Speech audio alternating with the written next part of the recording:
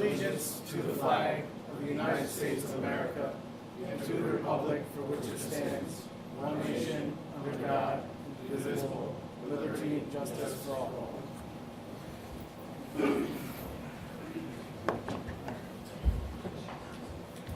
So, first up, do we have any public comment on agenda items?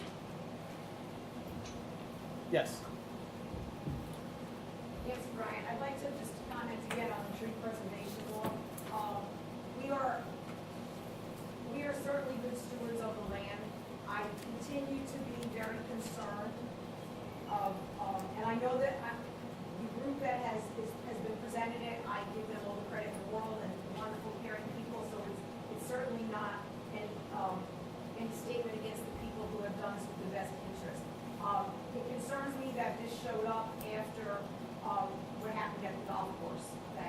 So it makes me think that this really has to do with development, but sadly, it's going to impact individual homeowners as well who would like to take good care of their land.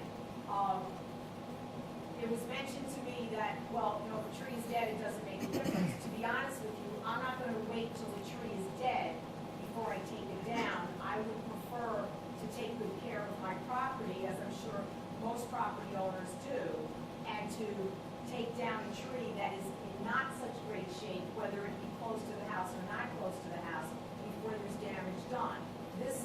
I really am just concerned the impact on the private homeowners. And yes, it's a wonderful thing that's being done, but it should be more targeting developments.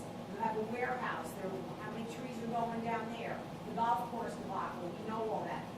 If this is going to impact individual homeowners in town that maybe need to take a certain number of trees down for whatever reason, and now I'm not talking about clear cutting, this is going to be a huge impact, and it concerns me with monetary and other impacts that we're going to have on our individual homeowners here in town.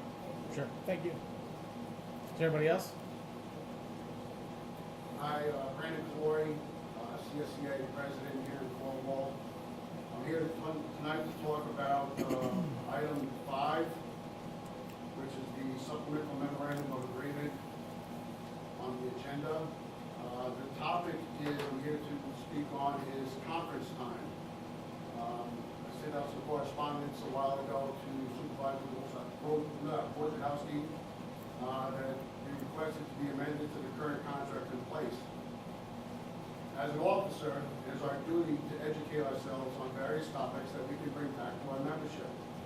Topics like drug and alcohol abuse, juggling work and home life, membership benefits such as health insurance, signs of abuse in the home, estate planning, workplace violence, confined space, respiratory protection, hearing and eye protection, to keep our door employees in compliance to avoid costly fines from motion trainings.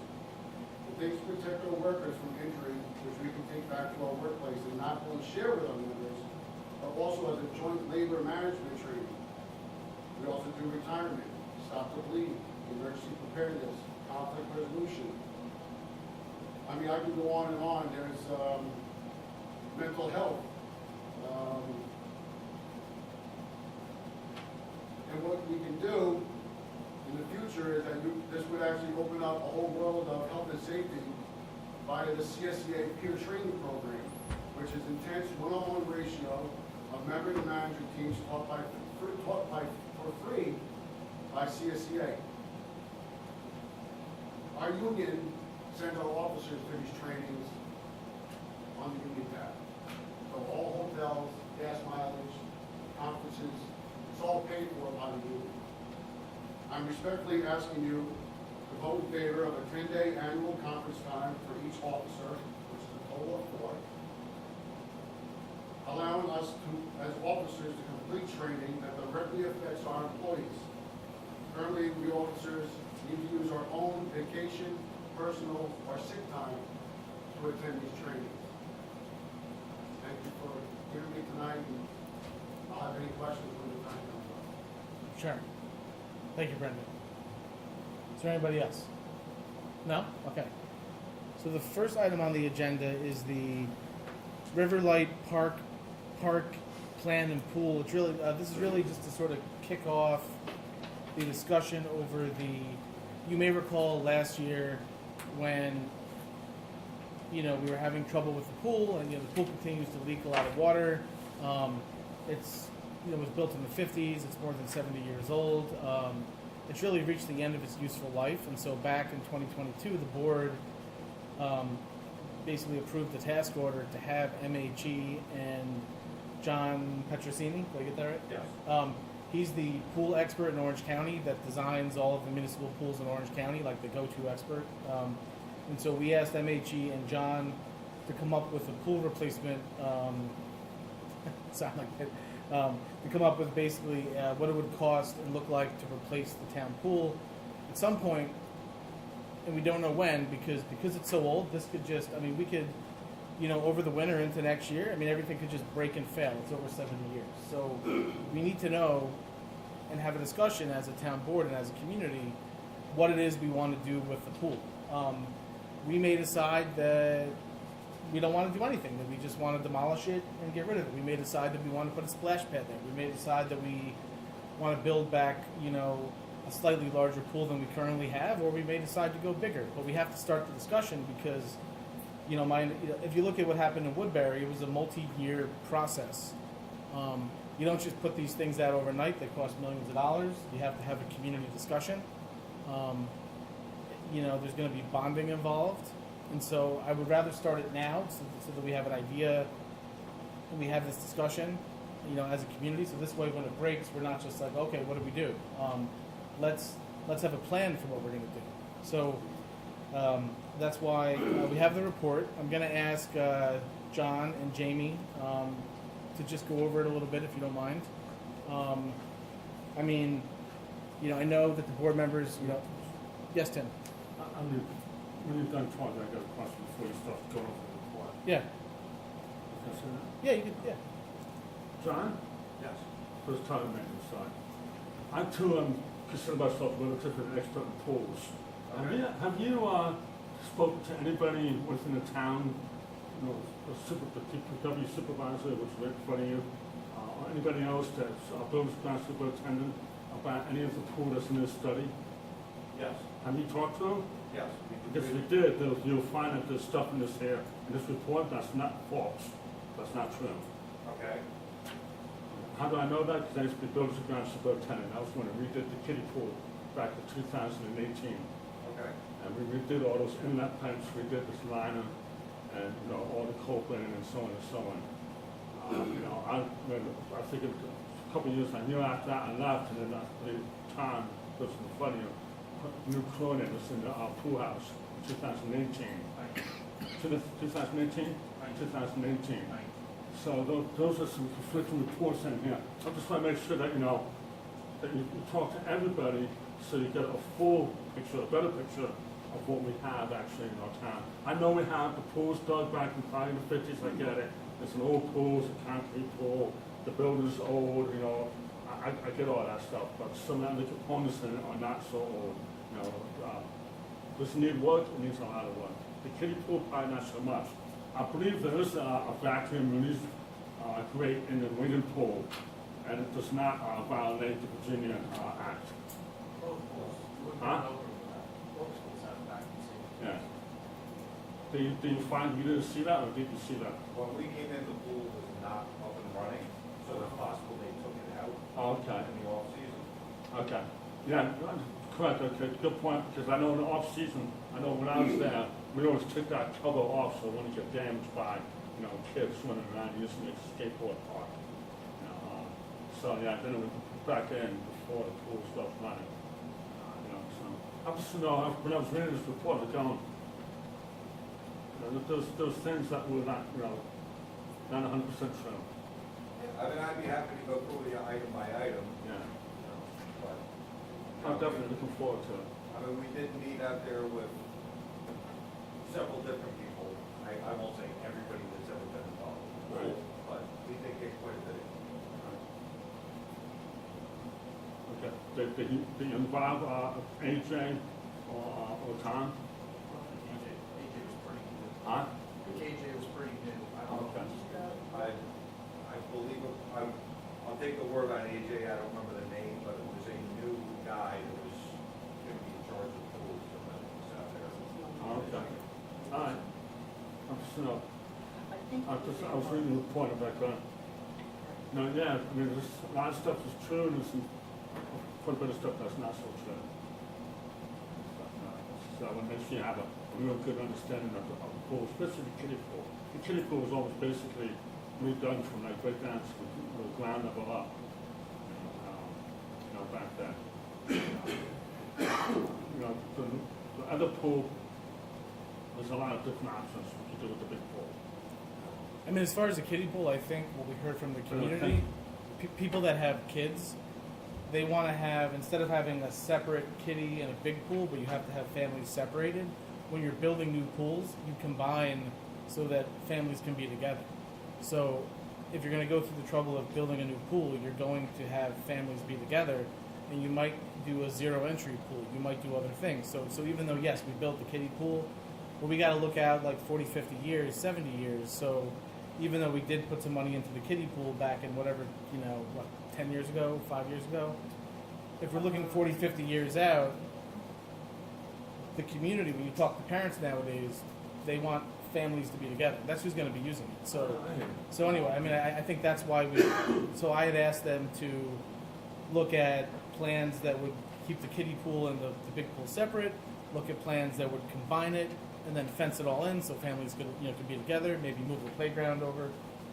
So it's a, kind of a comprehensive approach. So, okay. My point is just saying, I'm just sure that, when you do, before you do a study like this, you should probably get the appropriate people to help you out to do the study, and ask the questions, that, so you don't make it, I would say, there's some mistakes in there. Look, I mean, that's okay. Yes. Yes. Very nice to meet you. I haven't met you. I haven't been invited on any of the tours, so I'm catching up to what you're doing. Have you actually looked at the pool now while it's operational in terms of the large pool and kiddie pool, see how it No, operates? we had submitted the report a while ago and hadn't heard back. Would it be a good thing to actually see it Yes, now, definitely. in the moment? Yeah, I think so, because then you can actually see what's being filtered and what rate and, Right. have some ideas.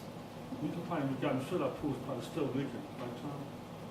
So you can probably get like a leak analysis, how much water is loose in a day. And one time it was thousands of gallons a So- day, I'm not sure what it is now. Yeah, so we had actually discussed that. So basically what, as you're aware, and what they did capture in here, we did find some of the leaks, which were in the return feed back into the pool. Those were fixed, but even after that, there was still substantial leaks. And what we found is in the first, 2 to 3 weeks, there was sizable daily 20, 30,000 gallons a day. After the first couple of weeks of it operating, including this year, the leaks slowed down quite a bit. So I don't know what would cause that. The ground getting saturated, I don't really know what would cause that. But the first couple of weeks of operation, we're losing substantial amounts of water. Then it slows down, and then we'll get a true picture. Once we're done with the season, we'll have a true picture and we'll know. But we're still paying 20,000, 25,000. The water? No, like over the course of the pool being open. Yeah, for chlorine. Oh, so 25,000 for the water we're paying? Water, and then on top of that, we're paying for chlorine. For chlorine. Yeah, because the more water you put in, the more chlorine you have to use. So it's got so. But as far as if we could just maybe get into the look, obviously the pool's allowed to be open, so those issues that you raised and that's we're allowed to operate, but the point of this is to what you guys did this evaluation, and could you maybe just go into a little bit of what would the time frame be, what it would cost to replace. Yeah, I can start with Jim. So, like you mentioned, Assistant President, we provided 3 different replacement options. One included a similar footprint to the existing pool, and relocated waiting pool, as that was expressed as a desire of the board. It would be relocated to approximately So options 1, options 2 would involve some variation of the existing footprint, might expand a little bit, relocating the wading pool, possibly within the same fence line, outer fence line. The third option, which John brought to us, was more of an efficient design. It could be, it's almost like a U-shaped design, combining the, a normal pool where there'd be, swimming, maybe there might be swimming lanes, there could be a slide, and also combining the elements of a wading pool. And we did that via a beach entry on one end of the pool. So that third design would likely be the more efficient design because it is combining one filtration system, one set of underground piping. So those are the three options we're looking at. Obviously, some of the estimates we gave in here are inclusive of a lot of different things. The replacement of the existing building, replacement of almost entirety of the existing mechanical equipment in the existing building. Site work, there's a desire to expand at least one side of the concrete decking around the pool. There was complaints where, one side, you couldn't really get people to sit because there was not a lot of room between the chairs and the pool. So that was part of the whole thought process. There are certain areas, there are trees, there are sidewalks. If you go to the north side of the pool, there's a sidewalk. The pool deck is elevated. There's a quasi-retaining structure there that's not in great shape. So there's a lot of things involved with all this. It's not just that number at the end is not just a pool. There's a lot going on. So I should note this is definitely a preliminary report. We met on site, I think 4 times with various town employees, board members, pool operators on multiple different occasions. So if there's a list of people that would be good references for this, we should evolve, please give it to us. Mike Johnson would be happy to go through some of this. I think the overall message of the report is this pool is old. You could keep going along with the annual maintenance, which there will be almost every year. Something could fail, whether it's visible or not visible. The repairs that you were talking about, the underground pipes, that was like that for years, and it was just tens of thousands of gallons a day wasted. And I think after the repair, there might have been like 2 inches across the whole pool, which I don't know, I'm not a pool expert. May or may not be included like that evaporation or splashing, whatnot. So overall message of the report, it's an old structure, 80 plus years, well outlived its design lifetime. So if a replacement option is not viable, the existing pool, there might be some options to discuss as far as relining, maybe epoxy type shells. When we began discussing this project, our understanding was you were looking for a solution for decades, another 50 or 100 We're not looking for a 5-year solution. So, Right. Liners only last so long, they're expensive, and then you got to put another one on in 5 years. There are a lot of repair items that we can do with the existing. Sure. Depending on your goal is whether any of those make sense. If the idea is to get a pool that you don't have to worry about until your grandkids are figuring out how to play in it, then fixing an 80-year-old structure is not really the way to go. If you need to buy 10 years, as you set aside money to do a project, that's a different story. And we can look at what can we do to buy you those 10 years. But at the end of the 10 years, there's more work. There's another project with money to be spent on it. So as far as repairing it, it's not going to be a long-term solution, but depending on your time frames, we can look at that. As far as replacements,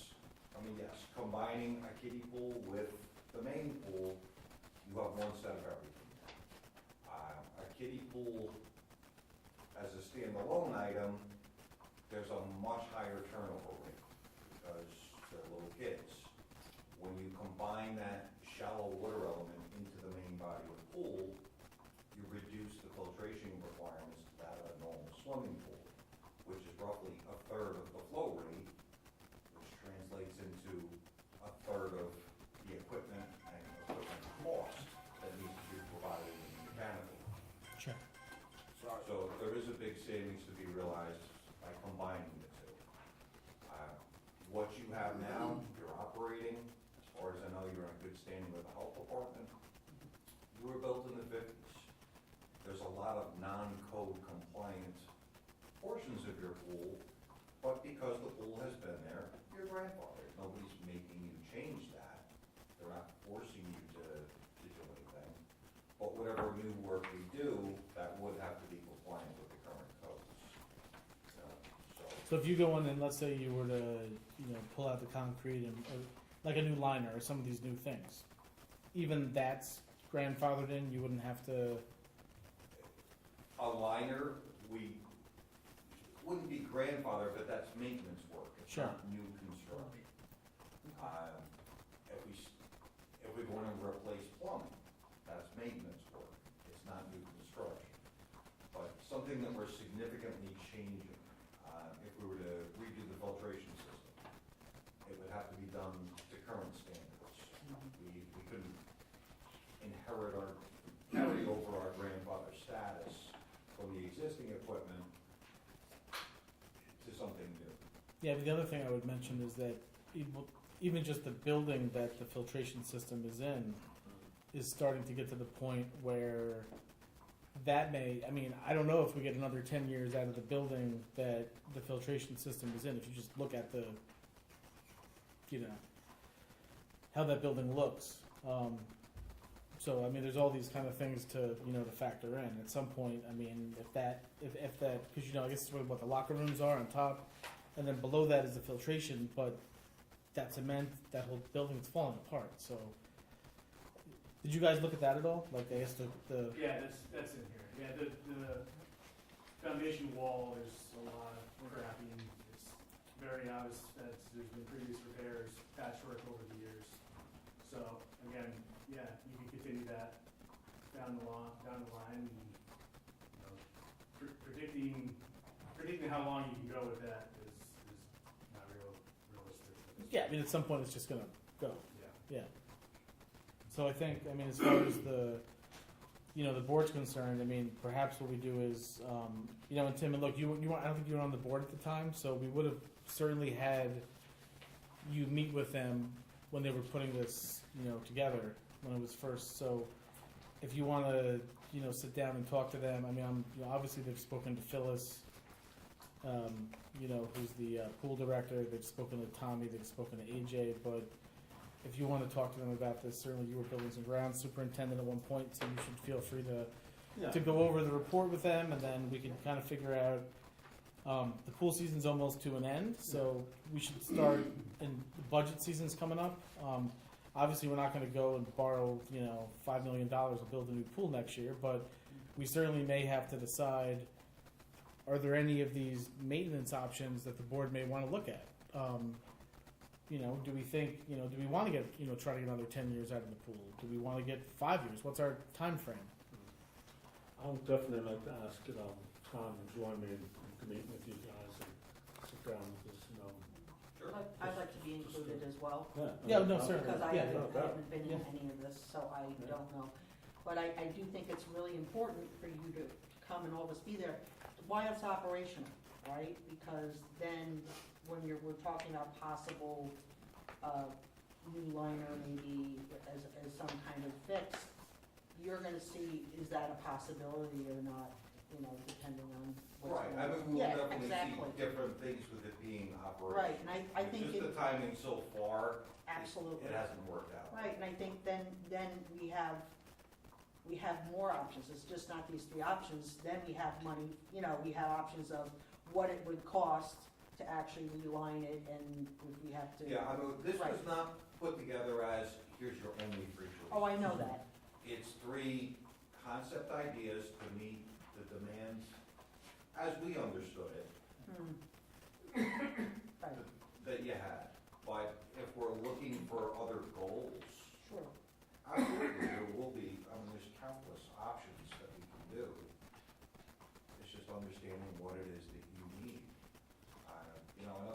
fact that you have to consider, the existing structure, it is what it is. Right. Does that pool meet your needs? You know, you have a large diving well in there. Most pools that go in now, diving is done. Right, not allowed. So if you're not diving, the little kids aren't out there. Most people, yes, they'll swim in the deep area, but that's not where they spend their time. You know, when I go to a pool with my kids when they were younger, we play catch, we play volleyball, whatever. Exactly. And it's horrible to be the adult stuck in the deep end, having to tread water while you're playing the whole time. You know, most pools that go in now, 5 or 6 feet deep. Right. And I also think of the potential, what I'm reluctant to combine is that you have a parent with 4 children of different ages, and you're over in 5 feet with the older one, and you turn around and something's going on with the younger one, and then, you know, you turn your back for a moment, you know, these things happen, and, so, yeah, definitely, I agree with you. That's part of the trend of blending the two Sure. pools, where the whole family can be together. I'm also thinking lifeguards, that are watching different things now, too. So I know I'm getting ahead of the process, but the wheels are spinning on Well, it's it. all part to consider as Yeah. you're making your decisions. Absolutely. You're gonna spend a lot of money no matter what you do. Oh, So being sure that you Spend spend it that money wisely. to end up with something that you're happy with, not just something to get by with, right. is important. Yeah, I mean, certainly we have to ask the community. So at some point, once we have the options of, okay, you know, does the community want to try to get 10 years out of this? Do they want us to plan this out over the next few years and build something that is going to last 50 years? I mean, I think at the end of this, we've got to come up with 4 or 5 options, and we got to do a community survey, and we got to see what it comes in at and see what people want. I think this is one of those things where not just the board decides this. And if you look at other communities like Woodbury, they let the community decide what was going to happen. Yeah, so I think It was that's a mandatory referendum. that's it. Well, that was for the borrowing, right? But When Woodbury went through the process, the Yeah. board initially Right, set some criteria, Yep. gave us an idea of what they wanted, and we developed 3 options with the board. Those were then put out to the public for their input, right. and they ended up choosing none of the above. The town was trying to keep the cost down, and the input from the residents, nope, we want bigger, spend more. and actually, Brandon here is also on the Woodbury. You're what, the liaison to the rec department too? Maybe? Yeah, Parks and Recreation. Yeah. Committee, yes, sir. So This was before I got on the board. sure.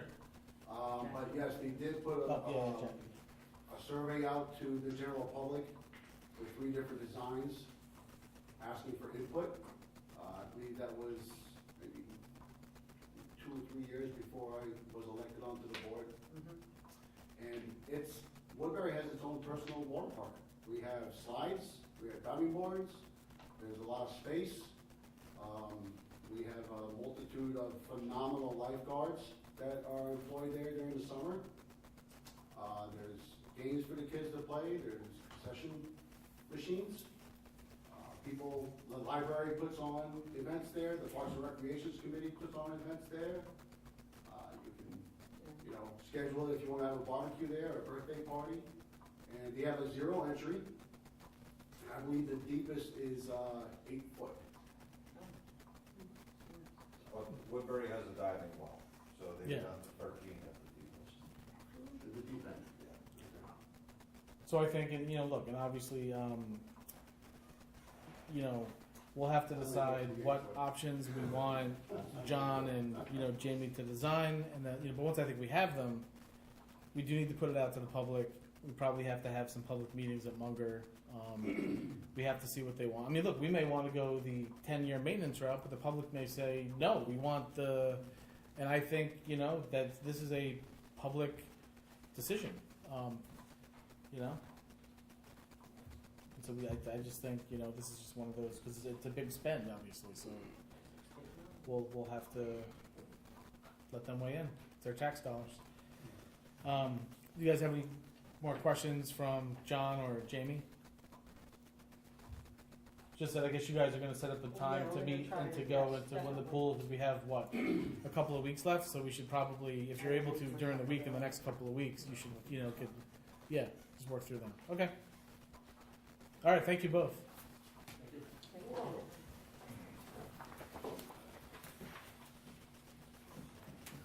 All right, so next up we have an engineering agreement for Long Hill Road and Boulevard Road culvert replacements. So this is, well, I'll just go over this now. This is actually kind of part of the storm damage evaluation stuff. So this would be a agreement, well, essentially, I think for what, Jamie, who's here, to this would be for you to do the evaluation on the. So basically, I don't, some of you have probably seen that the Boulevard, bridge or culvert was it's basically been destroyed by the severe flooding event. Long Hill Road, that's been severely compromised. I mean, it is back open, but it's probably not going to survive another major storm. So we're going to be seeking, certainly Broadway or. Sorry, I've got the wrong one. Okay, yeah. So certainly the Boulevard, that one has to be done.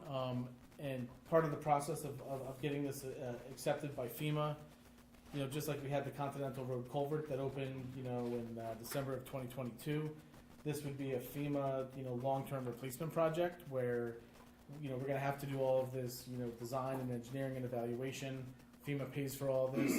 They're ultimately going to have to approve what we put in there, but, we're going to seek full funding for the replacement and hopefully upgrade of that, because I don't think we're going to want to build it exactly back to what it was. They're going to, in fact, so we're going to have to go through that process. So that's the first step to that is, authorizing this agreement. So, Jamie and the town's engineering firm can get to work. Same thing with Long Hill Road. Right now I think it's a double barrel culvert that's out there. We may want to put in a box culvert if they allow it. In fact, I don't even know if they're approving double barrel culverts anymore on certain streams because they get clogged up, they don't work. I don't think the DEC likes them anymore. So we're going to be looking to put in box culverts, for both of these. First step's going to be approving this so Jamie can get to work. Do you have any questions? Okay. Next up we have Broadway and Continental Road embankment remediation. So this is all tied to storm damage from, we had, during Ida, we had Continental embankment remediation that had to happen. We had some again from this storm. And then over on Broadway, we also had some. You may have seen over where we had to, make some emergency repairs, and we had to put in the, what do you call that, rip wrap or whatever, so that a car wouldn't fall into the creek.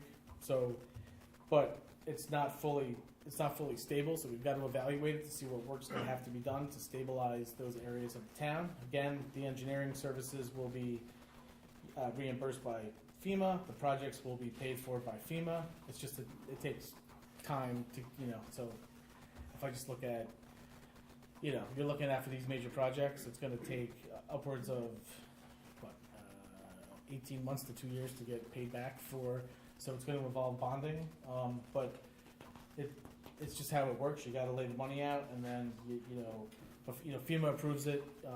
You do the borrowing, you start the work, and then once you get to about 80% complete, FEMA lets you start billing and getting paid back for the work that you've done. So that's this. Any questions on these embankment remediation? Okay. Next up, we have the Cornwall Sewer District Number 1, I&I amended agreement for additional services. So this is just amending the contract to add in additional scope of services, for Cornwall Sewer District I&I project. This gets paid for out of the proceeds from the EFC borrowings. This is just a matter of amending construction scoping.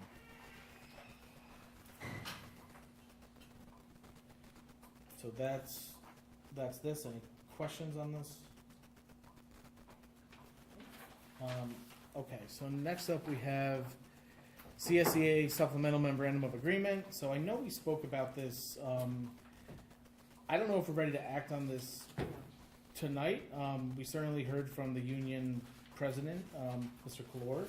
He's asking for 10 days. I know the board discussed this briefly. How was it last month? I think we discussed it. Yes, we discussed 5 days, Yes. and then if it was required that they needed more, all they needed to do was to reach out to the board by writing, and we would do it on a case-by-case basis.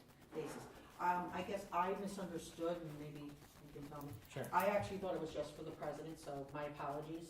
It's for all of the officers. So if you think about this, There is your president, your vice president, secretary, and treasurer. secretary and treasurer. So what I'd like to do, that's Sure. 20 days, right? If you think that's 4 people, 20 days. Sure. So what I'd like to do is start off with 5. This is something new to Cornwall. And if, maybe Steve, you want to advise, like, what the vehicle should be. Should it just be an email to the town board, to the supervisor? Can we put it in the resolution that if they need, like, additional days, what would be the mechanism to get permission from the board? Well, I give you the benefit of my thoughts, such as they are, but I really think you need to discuss it with your labor council. I've sent this to Joe DePalma about the 5 days. To Joe DePalma? Yeah. Okay. Yeah. So I think if you have, ideas for things you want to add into this, I would just Well, suggest I that thought we had discussed the 5, and that's we what. did. Right. But now it's at. That's 40 days, so that's what I'm saying. Okay. No, I get it. So I think what we have to do is we've got to find and you're adding in this piece about 5 days, but then the ability to request Yeah, I in think that's writing when our additional. discussion, wasn't it? Yeah, It was, we always thought it was for the president and the vice president. Yeah, but we did have For this officers. discussion, Yeah, and, very, very briefly, I truly believe we need to discuss this a little bit further. absolutely. And see if super, labor, And I have something. when this input is and stuff, and then, not against it, it's just. No, we truly have to support it, And I like and the it's idea of something like, new. any further requests should be like, in writing and, okay, that's, where I came from, that's what it used to be, like, if you had a request for training, you always had to submit it. Right, And like for- our assessor for- does that. For time off, have- yeah. So then what we'll do is, if you want to send me an email with what you Sure. had just said, I will forward that to Joe DePalma, and we can have a discussion All right, around. all right. Yeah. We can have a discussion around what that would look like, and then we can see if we can get this. I think I'd asked you this, Brandon. Your first training that's coming up is in, what is it, October? Yeah, first week of October. Okay. We should get it. We'll have this done. Who's that? Don't before you. We should have it If done. we don't have this done by October Well, or something. again, yeah. as the supervisor said, Yeah. this is new. I do have kids, so if they get sick, usually me or the wife, we Mhm. need to stay home. I do, like everybody else in this room, like to take a vacation occasionally. You know what I mean? But my membership, the people that plow your roads, Sure. that took time away from their family when the rain came down back on July 9th. Yep. They didn't compromise with the time. Right. They didn't say, sorry, Tom, can't come in. The garbage was still picked up Monday morning. So, there's time and then there's time. So, And I think this is a we're good just, starting this is for point. education. Right, it's a good And, starting point. I agree with you. Like you said, it's comparable to the town's association's meetings and Exactly. such. And I just want to make it very clear to the general audience and the general public, CSCA pays for everything. The town taxpayer does not pay for my hotel or the gas or the conference. So I want to make that pristinely clear. Okay. Thank you. Thank you. Okay. So next up we have disaster declaration, July 9th, flood update and discussion. So, as you're all aware, we had this major flooding event on July 9th. On that day, we did issue, I issued an emergency order, signed it, which allowed us to basically, protect life and property, even go on to private property if we had to do different things to protect life and property. We issued that on the night of the storm.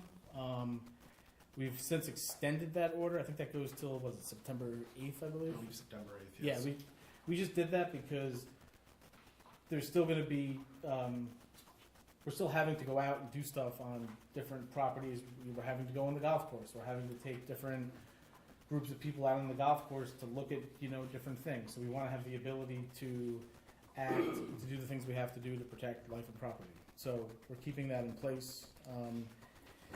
Actually, let me just give this to you here. Sorry. So you want to just, I'm going to hand, I'll keep a copy of this too. Okay. So, I'll just go over it. Okay, so this is basically if we look at, Tom here put together a damage and expense report, which at this point is still, it's pretty good. And I know some of this is probably pulled from what I work, and just, so we're looking at, as of right now, $3.4 million and some change to for basically infrastructure, Long Hill Road and the Boulevard. That's about $3.1 million current estimate to replace those items. And then there's another. That should be expenditure. Yeah, of course. But obviously, there's going to potentially be other stuff that we don't know about until we start.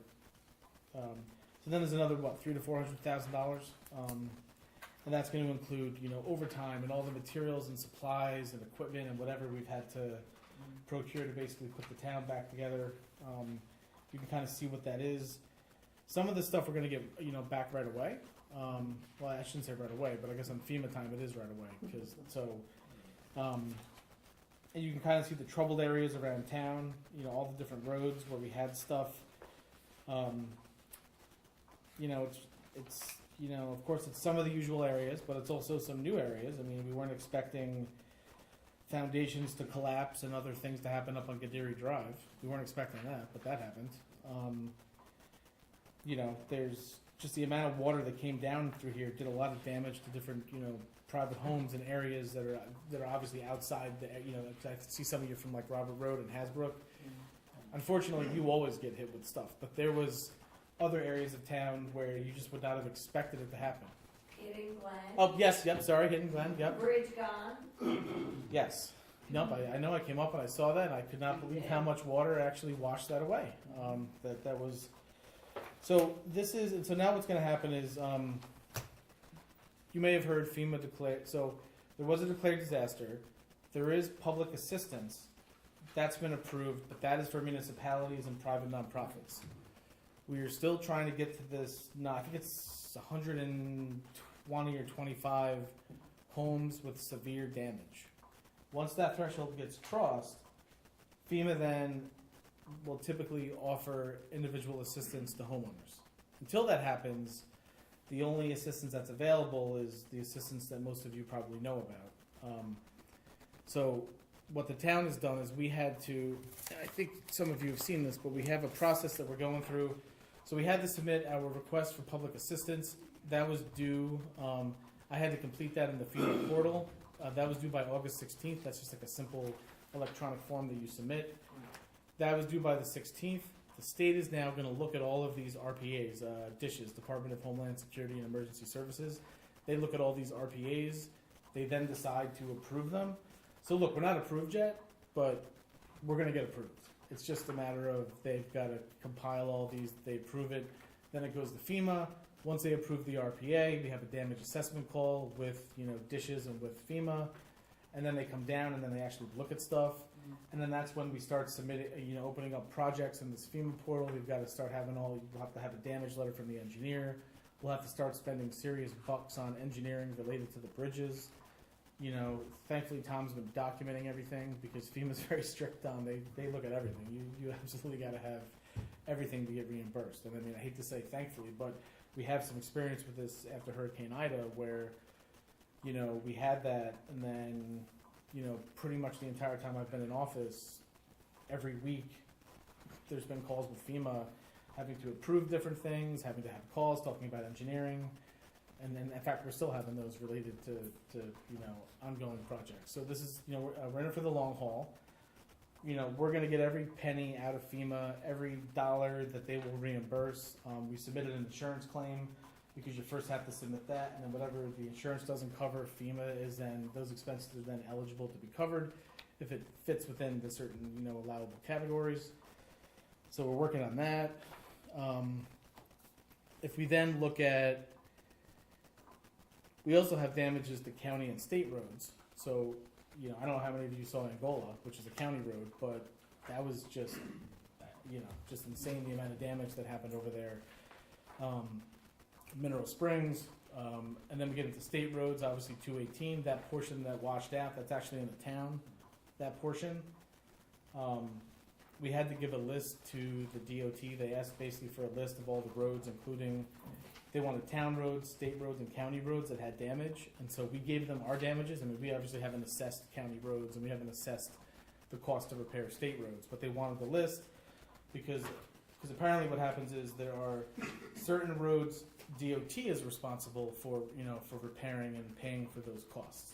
And then other roads, FEMA is responsible for paying. So DOT has our list, and we're working through that process.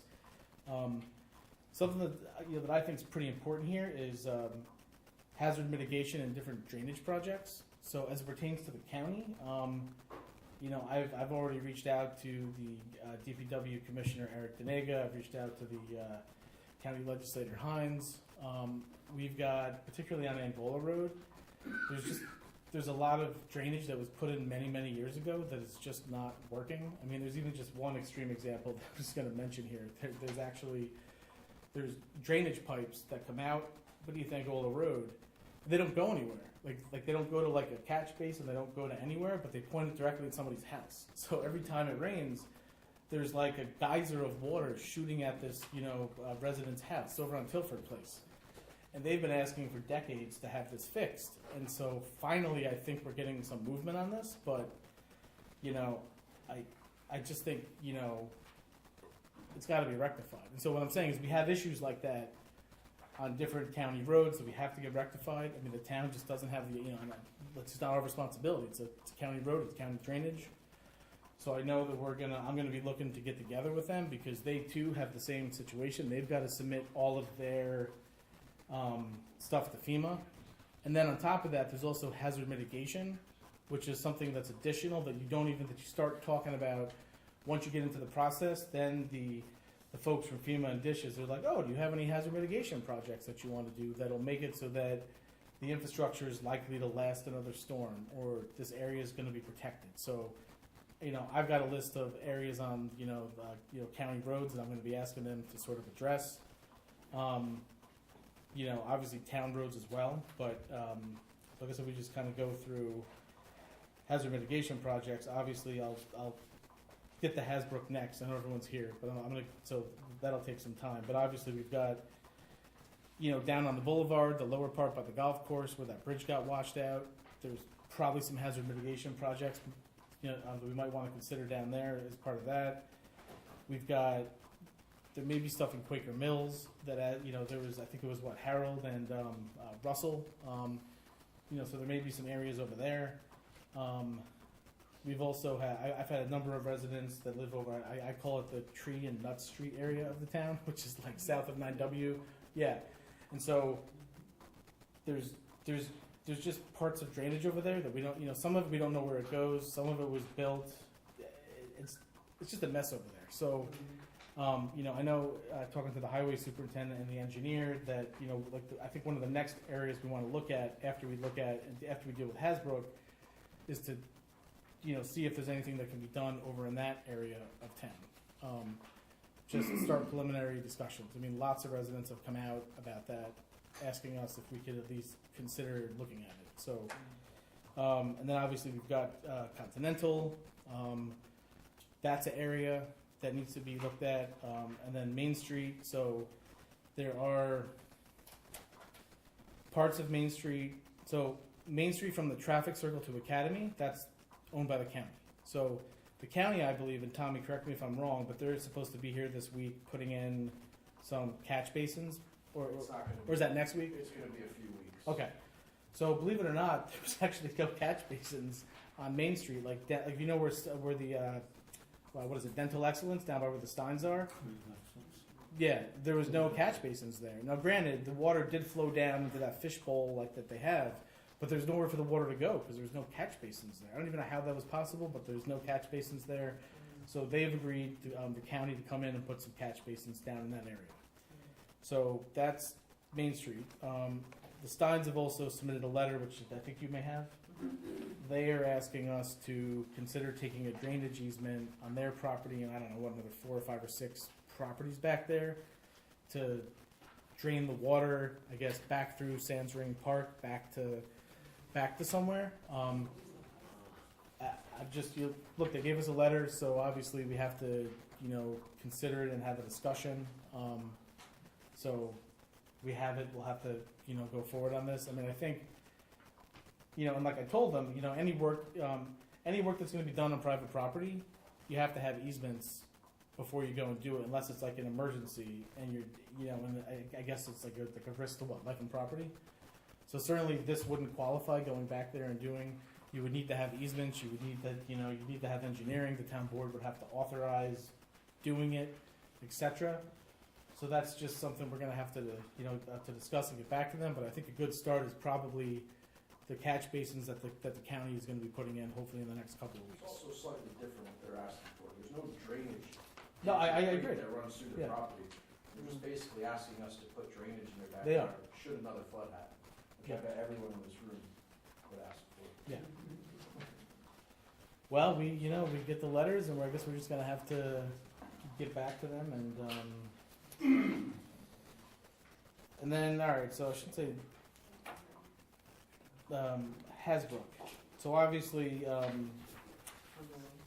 Yeah, look, Hasbrook's underway. So I'm gonna come back to that when I get into the Robert Road drainage easement stuff. So I'm just gonna, so the town board knows, over the past month, I guess it's been, now it's almost been a month.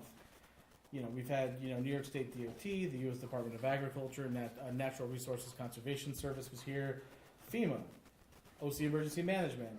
We've had our County Executive Newhouse, both state legislators. We had Senate Majority Leader Schumer here. We've had a lot of people here basically saying that they're going to do whatever they can to sort of help with costs, help with damage. They're pushing for residents to get individual assistance. We've had all of that. Thankfully we got this disaster declaration. Next steps, look, I still think we got to push for individual assistance. I mean, I know every time that FEMA and inspectors go out and look, they find more properties. So I think we just got to, if you recall after IDA, it may have taken a couple months until that IA got approved.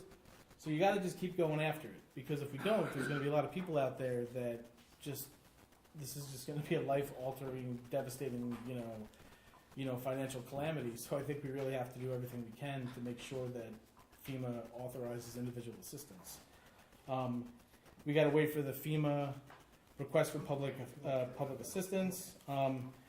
The USDA, they were out here. That's pretty interesting. I submitted a letter to them basically saying that we would be interested in possibly accepting assistance. They came out here, they did a damage assessment, and they have to then say whether or not we're eligible for their services.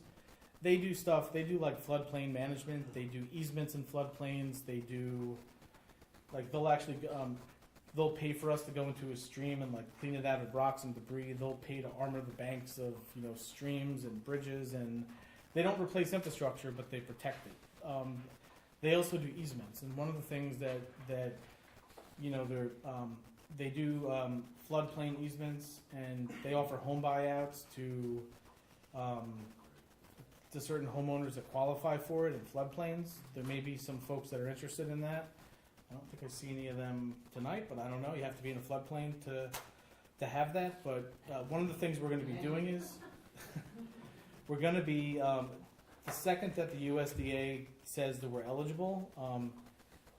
Peter Gibbs, who's in charge of their easement program for New York State, he's going to come down. We're going to have a meeting at the Cornwall Ambulance Building, and he's going to meet with some of the folks in the village and in the town that might be interested in a floodplain buyout, where basically they pay for the pre-disaster cost, home gets demolished, the easement goes to the town acquires the property, and then it basically, it just allows the floodplain to function naturally, it becomes like parkland.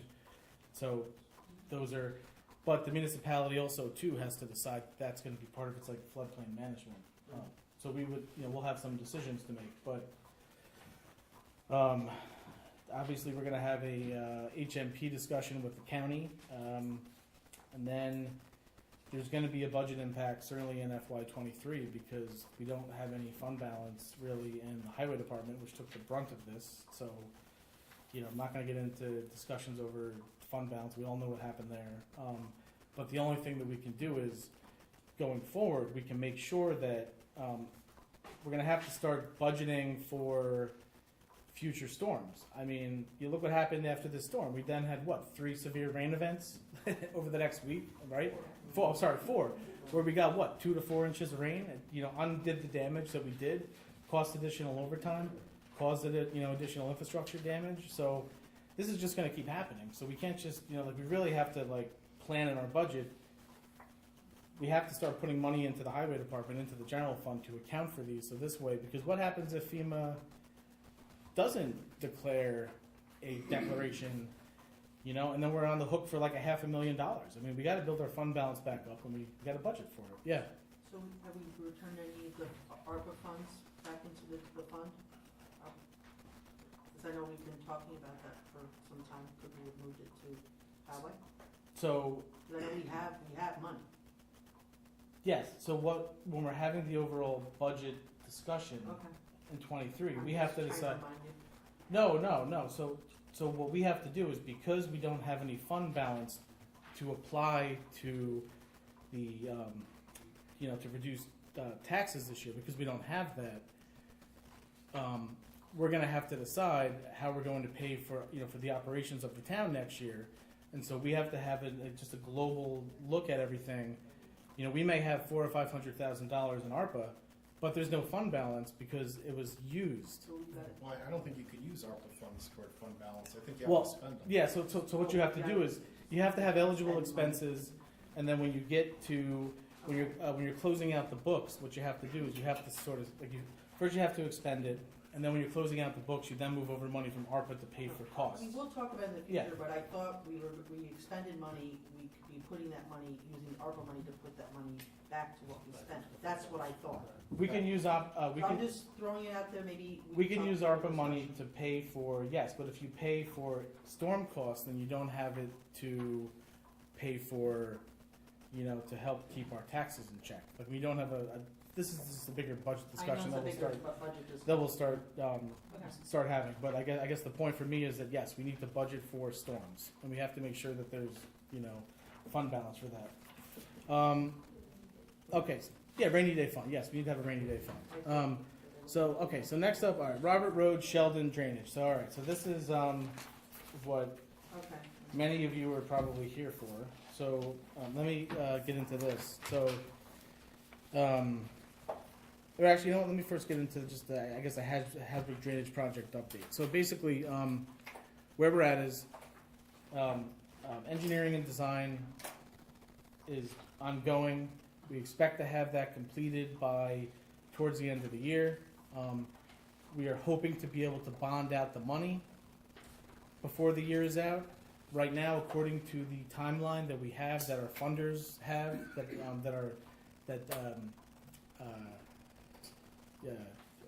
is it? EPA that's given us about 2 million, 1.6, and then FEMA that's given us the money for the design work. They, according to the overall project and engineering plan, we have groundbreaking sometime like, what was it? I think it was in March or April. Yeah, and then having this completed by now.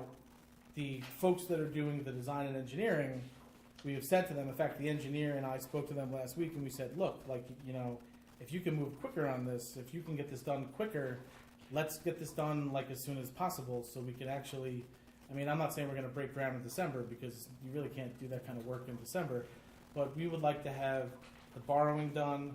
We would like to have the design done. We'd like to have everything done, so this way residents can know for sure that March 1st or March 15th, that there's shovels in the ground and that we're actually getting this done. Because you know, when I start going through the timeline on this, and this is where it gets into the actual drainage easement, which it, you know, it goes back to, you know, Supervisor Quigley started this process back in 2013. I mean, if we start looking at this, you've got, well, yeah, you know, you've basically got, I believe, what, Tim Vandenberg is here. Is there anyone else? Let's see, Tim and his wife. Okay, yep, you're, oh, yep, yep. So obviously this has been going on for now, what, 10 years? If you go back to 2013 when this letter first happened. So what looks like happened here. Yeah, it's really bad further now. 2006? So where the trail picks up in Town Hall is 2013 when stuff really started to happen. I mean, I guess that's why I started there. I got my email from 2006 that I sent to Supervisor Randaz. Okay for me. And never acknowledged. Everybody sent mail. Okay. So just starting with this, some of the residents have easements on their deeds that go back to the 50s. So we have some of those. And then in 2014, we have Supervisor Clark. They passed a resolution that authorized the town engineer to work with the highway superintendent and then Stephen Drabeck, the surveyor, to basically prepare a survey route for the project. So then it also authorized the supervisor to sign and execute the easement. So that's actually in place. And so once we get all of that stuff, that's still in place. My understanding is I can actually execute those easements and sign those. Is that correct, Steve? I have not seen the resolution, but that's my understanding. Okay, as well. I have it right here. I'll give it to you. Okay. And then in 2015, also Supervisor Clark, we had the town attorney sent a letter to residents asking for permission for the surveyor to go on the property. So obviously, permission was given. Steve Drabeck went on the property. He started doing the surveying. All that got completed.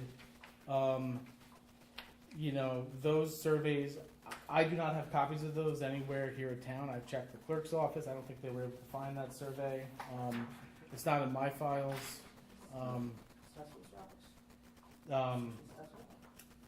MHE has the Drabeck said that MHE has the AutoCAD files, and so they can probably, find it. So then we get to 2016, and it looks like it just stopped. So, and so then nothing really happened over the next 5 years. Then we had Hurricane Ida. The residents came out, and they really were like, you got to do this. Enough is enough. Get this done. So then some movement started again. And then in 22, I took office. We applied for state and federal funding. We got about $2 million. The design and engineering contract was awarded. Work started. And then obviously, the timeline now, looking to bond the cost out fall, winter, before the end of the year. Break ground in March of 24. So the next steps, though, are, and if you start looking at this, even though we have those easements on your deeds, for the purposes of actually doing this, we do need, and I actually have the original, presumably this must have been Randy who had this. These were prepared by the town attorney, and Steve, I'll give you electronic copies of this, but I actually have all the drainage easement documents right here, including the paperwork for residents to file them with the county clerk, and then a place for me to sign it, or whoever was supervisor to sign it. So, I know Randy was trying to get this done, and then obviously this never got done, in 2016 in the next 5 years, but now, in order for, our funders are going to want to see copies of these easements, because they're not going to just want to go on these, easements that you have on your deeds, which may or may not be sufficient for the size and scope of the work that has to be done on your property. So I've got copies of this. What we're going to do is the town attorney is going to, we also have to check to make sure that there's no changes in ownership either. So town attorney is going to put this back together. We'll change the dates. We'll all, we'll have a date at the ambulance sometime in the next month or so. We'll have you come down.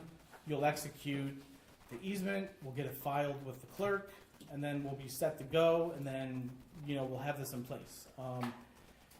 you know, and then thankfully, I know after the storm, I know, we had the hydrovac come by and suck out and do whatever they had to do, but obviously, every storm we have, that I just want to, that hodgepodge drainage system is just not gonna hold up, and at some point, it's just gonna like fail. So, the clock is ticking on this. So, we're gonna look to get this done. So as soon as we have, the newly prepared easements, we'll get this done and we'll get them executed.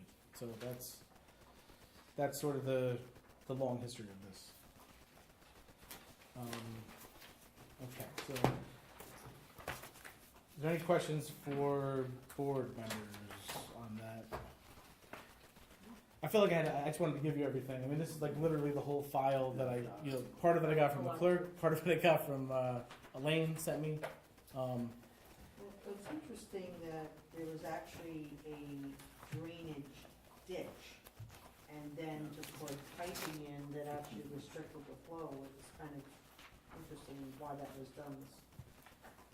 Find out why, but if you just left the ditch the way it was. Yeah, yeah, That's what right. he said. Right, That's what he said. right. It was actually from, I think it was one of was it the town attorney or the engineer that actually had said that, and I thought, yeah, like it's, And when did they do that? When did they cover it in? they didn't cover it in, they actually put in pipe. Piping, right? I know. Instead of- Why did they know? I'll get to the letter. It just jumped right out at me, like why? It's with MJS Engineering, and it says, this is addressed to John Wiedenhoff. It says the water carrying ability of the 15-inch high-density polyethylene pipes is significantly less than the carrying capacity of an open ditch, and that's what was there. Your neighbor, Lot 9, would replace the open ditch between your properties with a 15-inch high-density polyethylene pipe a few years ago. So this was dated 2011. Oh. Okay, 2011. So it just basically says significantly less than the carrying capacity of the open ditch. So it actually causes the problem. Also less than 24-inch pipe originally proposed. So there was a larger pipe that was proposed. So I find that to be very interesting, why a smaller diameter pipe was put in place of an open ditch or not. There's also a lot of different advantages to a pipe in Sure. an open ditch. An open ditch, you have bank erosion, and you have having silt in higher areas of pipe. That never But is this happens. something we were supposed to maintain, or? No, This was the homeowner, okay. This is a situation I. Again, I'm catching up on the history, but it's quite interesting. This is just an example of just It's not like, interesting, not- it's sad. it's yeah. I mean, Wow, okay, that's all. I'm just, we'll peel it like a orange. I mean, look, the first thing to do is we got to get these easements in place because we're not even sure if what's on the some of the easements from the 50s even. We'd have to examine them very closely to see if. You don't wanna use those. Yeah, we don't even want to use them. We just want to get the new ones, and we will have those ready to go for you guys to sign in short order, so we can just get this done. Yes. And then, once you have that in order and we sign all of that, when will, because we've had numerous engineers coming on our property, but Sure. I can just speak for me, over the years, but I never saw any actual plans. They came on, we talked, and then nobody ever saw an actual plan You of will. anything. You will have. We currently have. We hired an engineer. What was it, like a month ago or whatever? We've got $350,000 worth of engineering and designs that are going to be the final plans with the costs of the project. Once we have that, then we know how much money we have to borrow in addition to the $2 million that we have.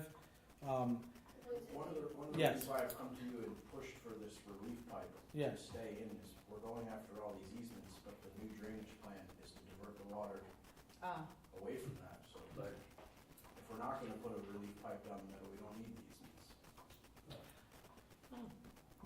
I mean, look, we've just got to, as of right now, we still need to put them in place, and then has there been an engineer out there at all on your property, like in the last couple of weeks? Yeah, we walked with Lawrence from MNNT Okay, yeah, that's the firm that got hired, okay. Okay. Also, Sterling Yeah. from MAG was with us.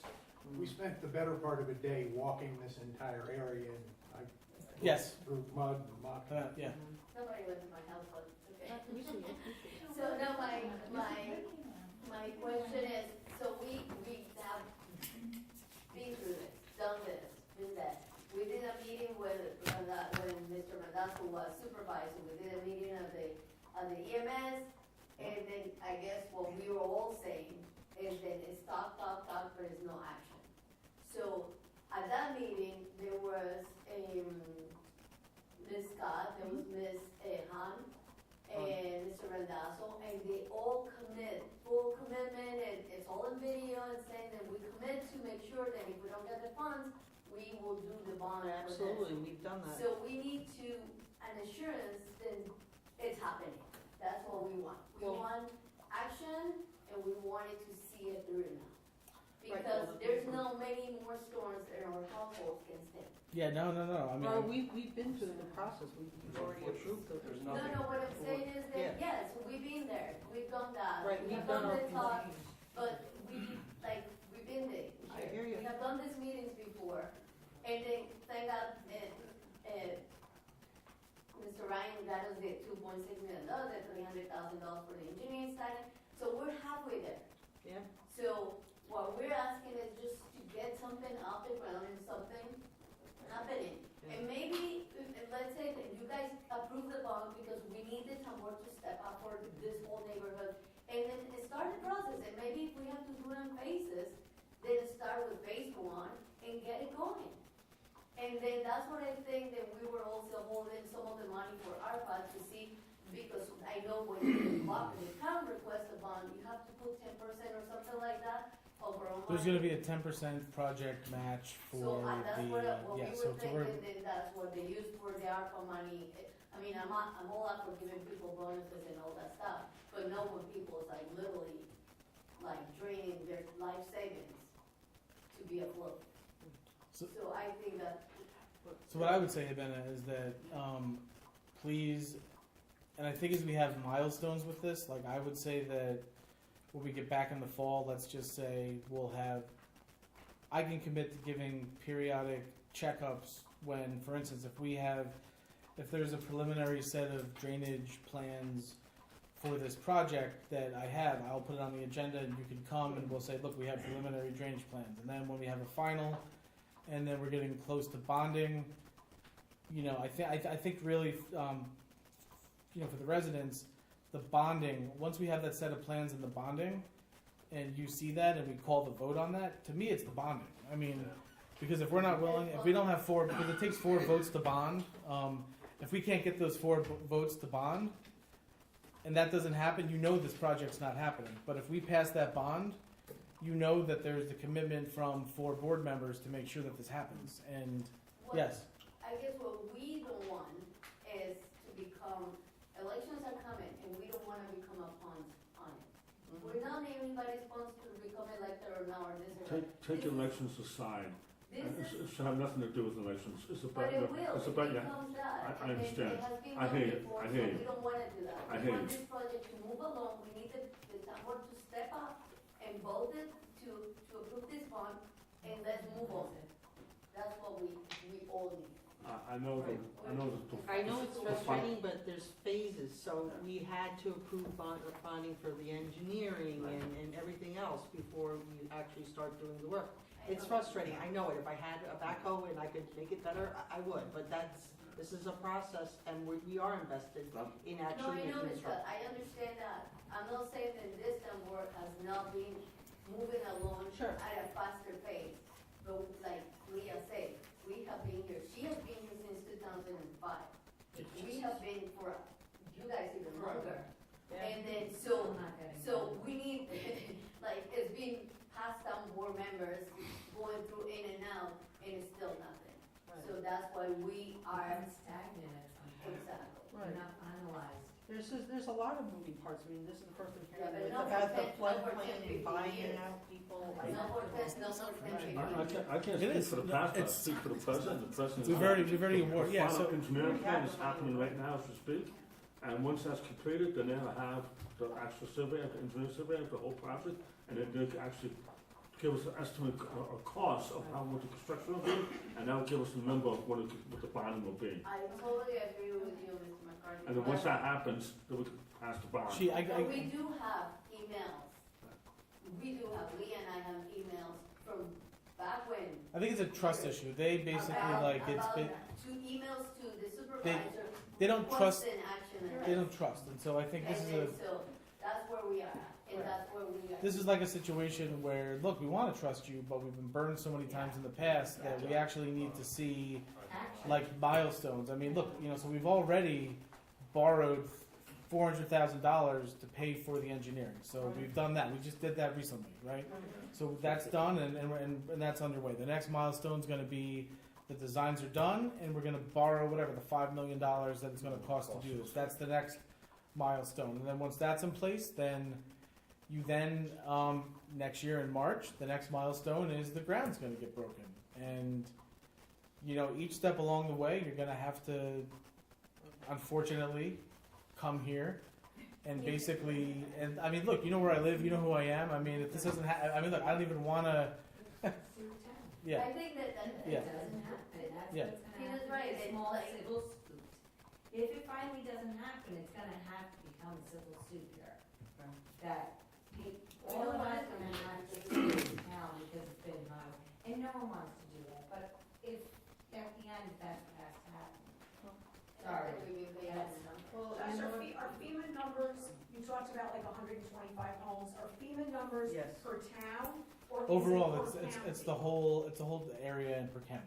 It's per county? Yes. Okay, because I thought that's what Steve Newhouse had said Exactly. in one of his updates, so that should be very easy to reach. I think So- we reached the threshold actually.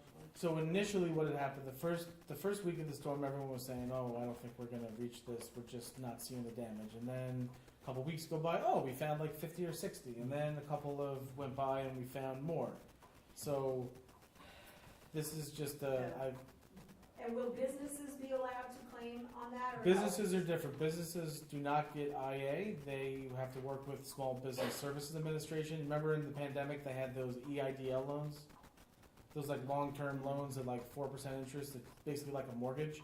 That's what the federal government does for businesses. You basically get to take out a 4% interest mortgage over 30 years and borrow a couple $100,000, but you're not eligible for IA. That's only for individuals.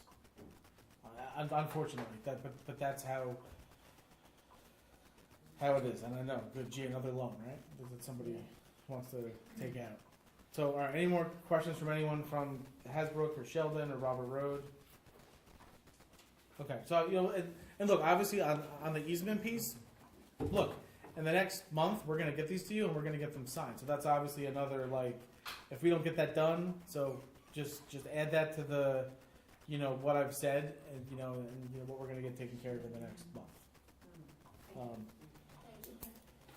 So, okay, next up we have Mine Hill Road PDC repairs. So, the highway superintendent would like us to authorize him to hire Nannini and Callahan to complete repairs to Mine Hill Road from the July 9th rainstorm. Major washouts, there needs to be asphalt restoration, catch basin repair, pipe replacement. And so we believe that they would be, we just don't have the manpower and equipment to be able to do the work. And so, but this is also reimbursable by FEMA as well. Do you have a ballpark, I know it's being reimbursed, do you have a ballpark figure? Did Callahan give you anything? I'm just curious. I want to say it was like right around 30,000 last year when Van Etten did it. Okay, This is a little bit more, it's probably double the length of the road that Van Etten did. so 60 to 90,000. I'm gonna say probably, I put down 100, but, Okay, Isn't that subject to competitive bid? really? I'm just curious. I mean, I'm under the understanding it's emergency declaration, right? You get a company in to Yeah, restore. emergency declaration lets you do things that need to be done on an emergency basis. I'm not 100% sure this road work is.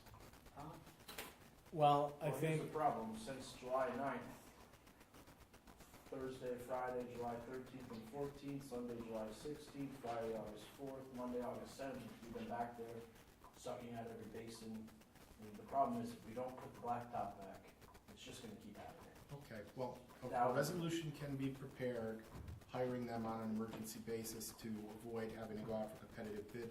If you can send me some information to support that, I can put together the resolution for the town board and we can Right. move forward with it that way. But I don't think we just say, hey, we wanna get this done, let's hire them. So if you provide that to me, you can have that for the next meeting if you want it. Does, No problem. does that work for the next meeting, Tom? Were you planning on having them out there this week? Yeah, I mean, Well, I mean, look, I mean, so maybe if we have a discussion, I mean, if this is like a, protect, we still have the emergency order in place. If this is like a, protect life and property situation? Yeah, but it's gotta be immediate danger, I mean, and again, this may very well fall within that, but I'm a little nervous about just saying, hey, we're gonna approve it. And it's easily understand that was something. I think we have to do a resolution. Yeah? We're gonna get in trouble with the comptroller if we Exactly. just adopt a just approve it, so. I gotta be honest with you, when Van Etten came through after I just believe they came in and were hired to do the work. I don't think there's anything. Yes.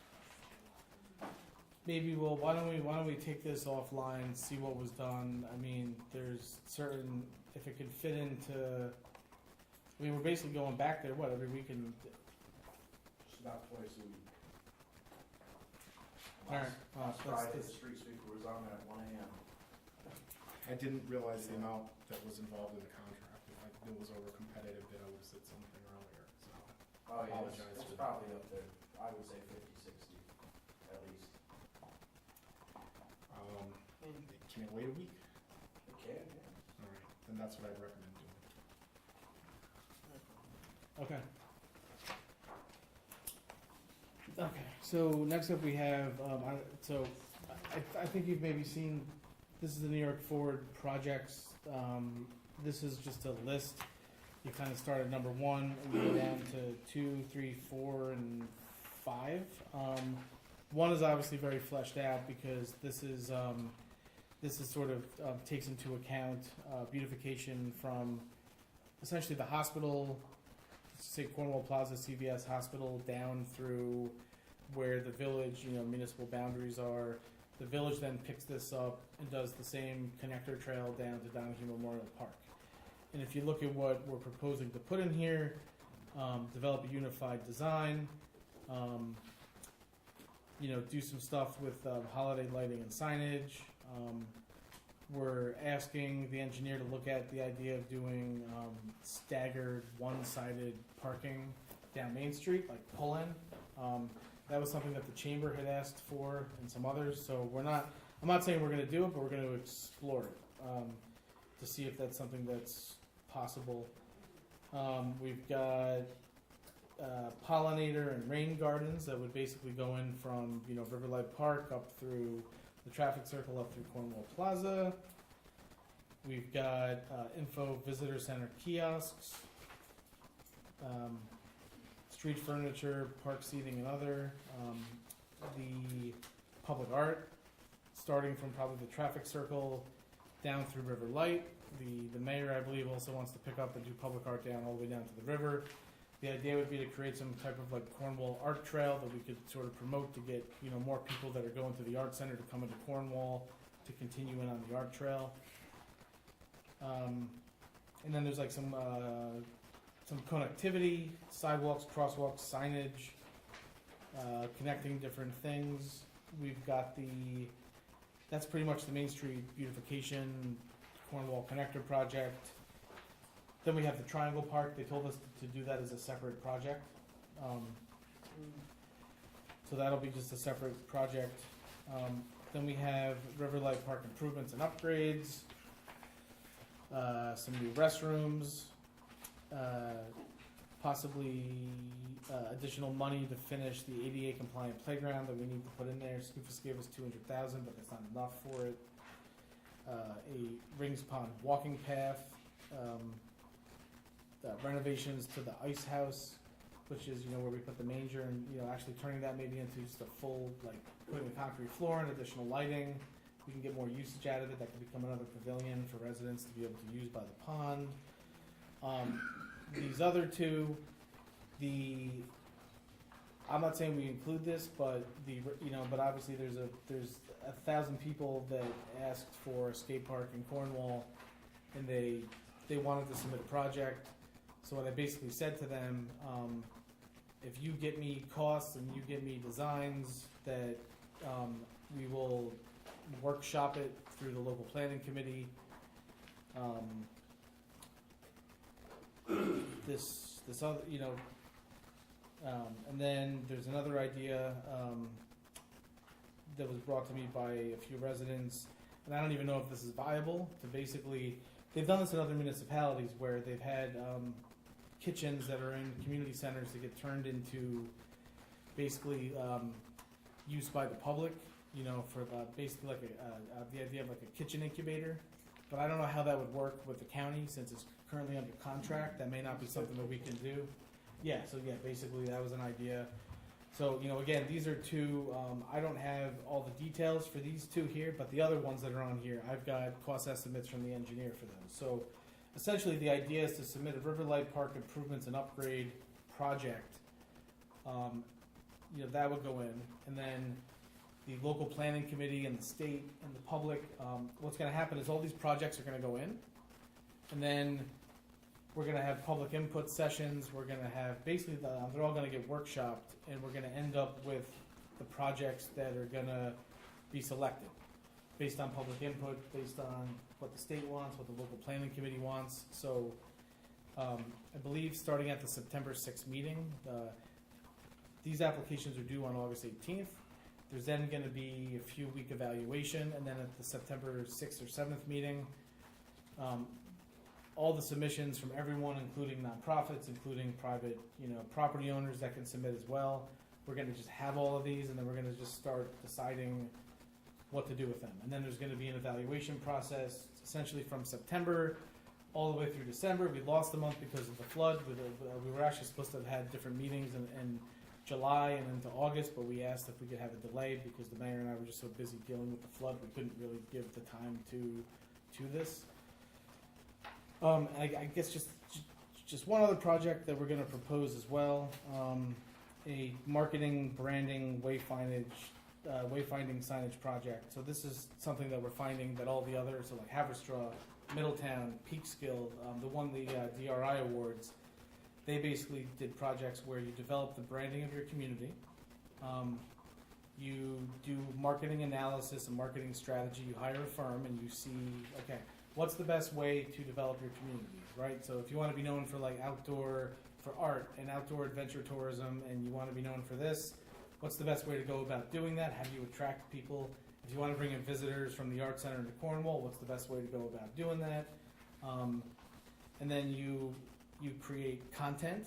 So they will pay for like a digital and print content catalog, which can then be used to market and advertise the community. And then you also develop different wayfinding signage, different ways for people to get to places. And so this is another project that's often done that gets approved. And then 5, a small project fund. This is another one. I don't know if we're going to do this, but the idea is other communities, you basically put aside $300,000, and maybe that's used for facade improvements, where different businesses or property owners can come to you in the downtown area. If they need to fix their facade, or they need to do this, or they need to do that, you basically decide, you come up with a committee, and then this would be in the future. You would have, businesses and residents that would apply to the small project fund, and then it could be for eligible projects for certain amounts. That's another commonly done project, but this is just a start. I would ask the board to, next week, the town's planner is preparing these applications that are due on the 18th. I will have those in draft mode. Hoping to have as many of them in draft mode by next Tuesday's meeting. If not, certainly I'll certainly send them around to you before they get submitted. But if you have questions about this, I guess the key part about this is, this isn't like locked and ready to go. This is basically, this gets submitted, and then there is the next September, October, November, December of working on these projects and getting them to the point where they can be approved by the state. So there's like ample time for the board members to say, we don't want this, or we want that, or we want this. But, like a lot of the details that get decided actually will, after the project's awarded, when we bring on the landscape architect that they will make us hire to do this, it'll be us working with that design professional on what we want. So all the details, like we're gonna put in high level things, but if you have specifics you want to happen on Bridge Street or at Sandring Park or in the Triangle Park, that all gets worked out when the scope is getting developed for the projects and it's going out to bid. So the idea is to kind of decide where you want to do stuff, but all the little particular stuff, like the nitty gritty, that gets decided in consultation when we're preparing scoping documents with the. But I know that was a lot. I would encourage you all to start attending the meetings. The next one I think is September. You said September 6th. Yeah, it's on the website. Go to the website. It's got the dates. It's got the project forms. It's got everything. Do you have any of the data from the surveys? I know you've spoken about it, and I know people have gone online. Can you share any of that information with the board? Yeah, I believe. Where is it? So the initial data that was submitted for this, Steve Jones has shared that with the board. That was the initial I'll go back data. and look. All right. So we have that, and then we had the one work session where we basically had was that at Munger Cottage a couple months ago? Yeah. I think a few of you out here attended. Where we basically went through and we broke out into workshops to try to decide different. Yeah. It's just nice to know what people are actually saying to see. Yeah. Okay. Yeah, and like part of that too is people showing up and participating. And I think once we submit the projects, people are going to have a chance to say, well, look, you left this out or you left that out. And some of it too is people might have ideas for what they want to spend the money on, but they're not eligible. So there's also like an eligibility. This isn't just like they gave us $4.5 million and it's sitting in our bank account. They want to approve literally everything that we're spending. And if it doesn't fit in the eligibility criteria, we can't do it. Excuse me, Mr. Supervisor, Yeah. if I might, at the fall festival, the chamber, well, probably Jason and Steve will be surveying again like they did last year. Yeah, I know they did that once before, but I don't recall getting any of that Yeah, information. So that's the. it was shared, but we're gonna be soliciting, Was it shared to us? Because I'll go back and check my notes. as far as I know. All right, I'll He reach sent- out to Steve privately. He and sent say, copies to everyone, but what's gonna, so Thanks. that's the initial stuff that was done. So basically, like the way the state looks at this is that happened when you were applying for the grant, and we basically picked projects and applied based on that initial data. But now they want you to go, and they want you to go through it again. So now we're going to take the data that we already have, and then we're going to go fall festival, and we're going to really try to get even more input. So I think that it's probably a winnowing down process. yeah, Based on the projects that have been submitted. I mean, Jason is an expert at putting together Yes, he surveys. I haven't talked to him yet about what the specifics all are. right, so let's start getting. All right, so tree preservation law. Sorry, there were. I just have a quick question. Yeah. On all the list of projects, are those all like pilot programs that have been done by other municipalities that we've prepared them against? So what I would say is that we've looked at what the other downtown revitalization awardees have done. There's been, I think we're now in round 7, and this goes back at least 7 or 8 years. So we now have seen what has worked going back to the original set, and so we know what works. In the state too, because they've been using the same consultant firm, they can kind of say, well, you're proposing this, but in Peekskill, this didn't work, or in this, up in like Ticonderoga in the Adirondacks, they tried this didn't work, or that didn't work. So they actually kind of know what is going to work and what's not. Okay, thank you. Yeah. All right, so the tree preservation law. So I know you all have seen this. The Carla, who was here, who else is here? Oh, Aaron. Yep, Aaron is here. So, what was it now? 2 weeks ago? 3 weeks ago? Carla and Aaron sat down with the planning board attorney, with Lev Klosky, with Neil. I believe Wynn was there as well. And they basically went over this, and they had a discussion from the planning board perspective of things. We actually had 2 different meetings. We had one where John Hand was. Okay, well, yeah, sorry. John Hand was, John yes. was there, Gary was there for part of it, so Okay. there was input from the planner, from, I don't think Tommy was in any of those meetings. Larry, John, and then Dominic and Kristen. Gotcha. Okay. So we've now had this input, and we have made some minor change. I shouldn't say minor. Right? Maybe some major changes actually. I don't know if Steve wants to go through it. Do we want to have? I mean, you know, if I could, I don't mean to interrupt, Josh, but you only have 3 board members here, and you really need to have at least 4, maybe 5, if we have any substantive discussion of this. Otherwise, you're going to wind up doing it twice.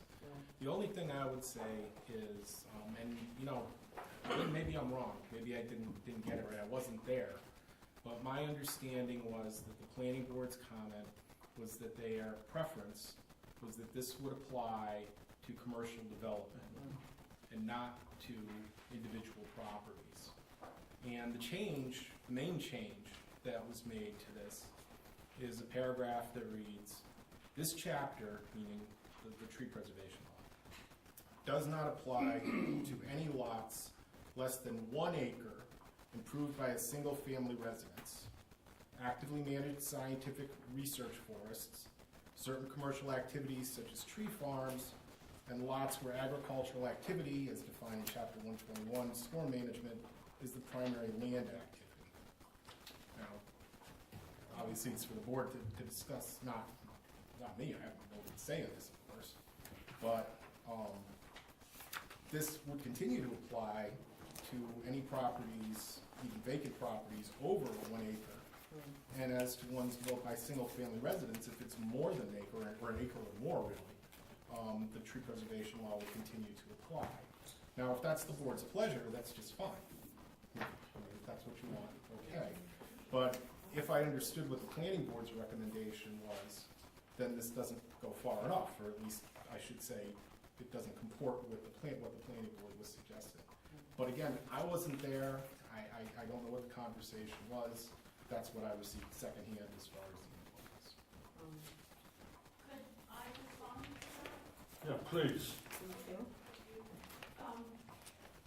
So my understanding, there was a lot of, so to back up a little bit, we did meet with, we met with pretty much everybody that was requested of us. So Black Rock Forest, the building department, had a meeting with a subset of the planning board, folks, and, the land trust, and of course we incorporated comments that were made, here, during the last presentation. So my understanding of what was discussed during that meeting with the planning board was that, that anything over 1 acre, I'll do it because I can't see because of the camera, anything over 1 acre goes before the planning board anyway.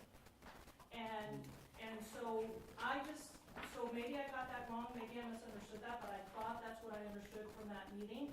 And so that's why I left that language in there for clarity, because I thought that, you know, that's what happens anyway. If that's wrong, then I can remove that language. But the other language that is in there, we were asked to meet with Black Rock Forest. That's how, that's why the language is there about scientifically, actively managed scientific research forests, because they have to do tree removal related to tests that they're doing on, pests that are affecting trees, for example. Commercial activities like tree farms, we have at least 1 tree farm in the community. And then agricultural activity, there are properties in the area that are actual farms and others that have agricultural activity. So in order to honor what they do and to support what they do, that was also listed as an exemption. But in terms of the 1 acre, that's how I understood it, and maybe I misunderstood. I'm going to confirm the numbers, but when I spoke with John Han, and he was asking about properties, like residential properties or land that was more than 1 acre, he gave me a number of 11,000 That's a lot. parcels. So you think about it, that's going to apply to 11,000 residential parcels. Well, is it 11,000 residential parcels, or is it 11,000? Parcels. I'm gonna confirm this back with him, because we were discussing this, and when I was talking about 1 acre, I think 1 acre is, it's too small. I'm thinking of, I think the intent, if I could get back to the original intent of the law, is like, well, we have to ask ourselves, what was it? Was it to prevent the, a mass clear cutting in our community from happening again?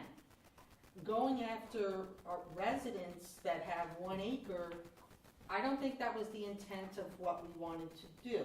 I do think that we're looking at making sure we don't have the situation where we had all those trees cut down, again, without any kind of consent, knowledge, permission, things like that. Like we do, I am a little, I want this law in place because we know that there's some large projects that are coming up, and I don't want it to be held up over the 1 acre. I really want to focus on the commercial aspect. I agree with the planning board on this. But I know we have other board members and I know that we need to have more discussion. I'm just sharing my honest opinion of this. Colin, if I may, I mean, I live out, obviously live well, I live out Beaver Dam, and on my street, all my neighbors, including myself, have more than 1 acre of property. Actually more than 2 acres, but most of us. But, so, to me, and if we're not going to cut any trees down because we need to use for a buffer zone for the railroad tracks. Right. But so don't worry about cutting trees down.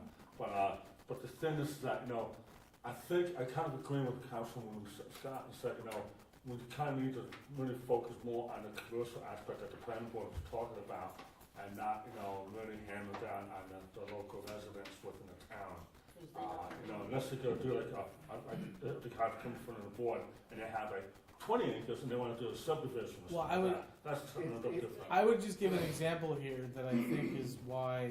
So, for instance, and I'm not going to say where this was in the town and who it was and whatnot, but you have situations where do we just want to allow a resident that's going to basically clear cut a quarter or a half an acre of their property to put up a garage for something on that property that is going to, I'm just saying, like we had residents coming out and saying, I can't believe that this is just allowed. We're right next to this development here, and this neighbor just cut a half an acre of trees down, and there's absolutely nothing on the books that, and their lot was less than an acre.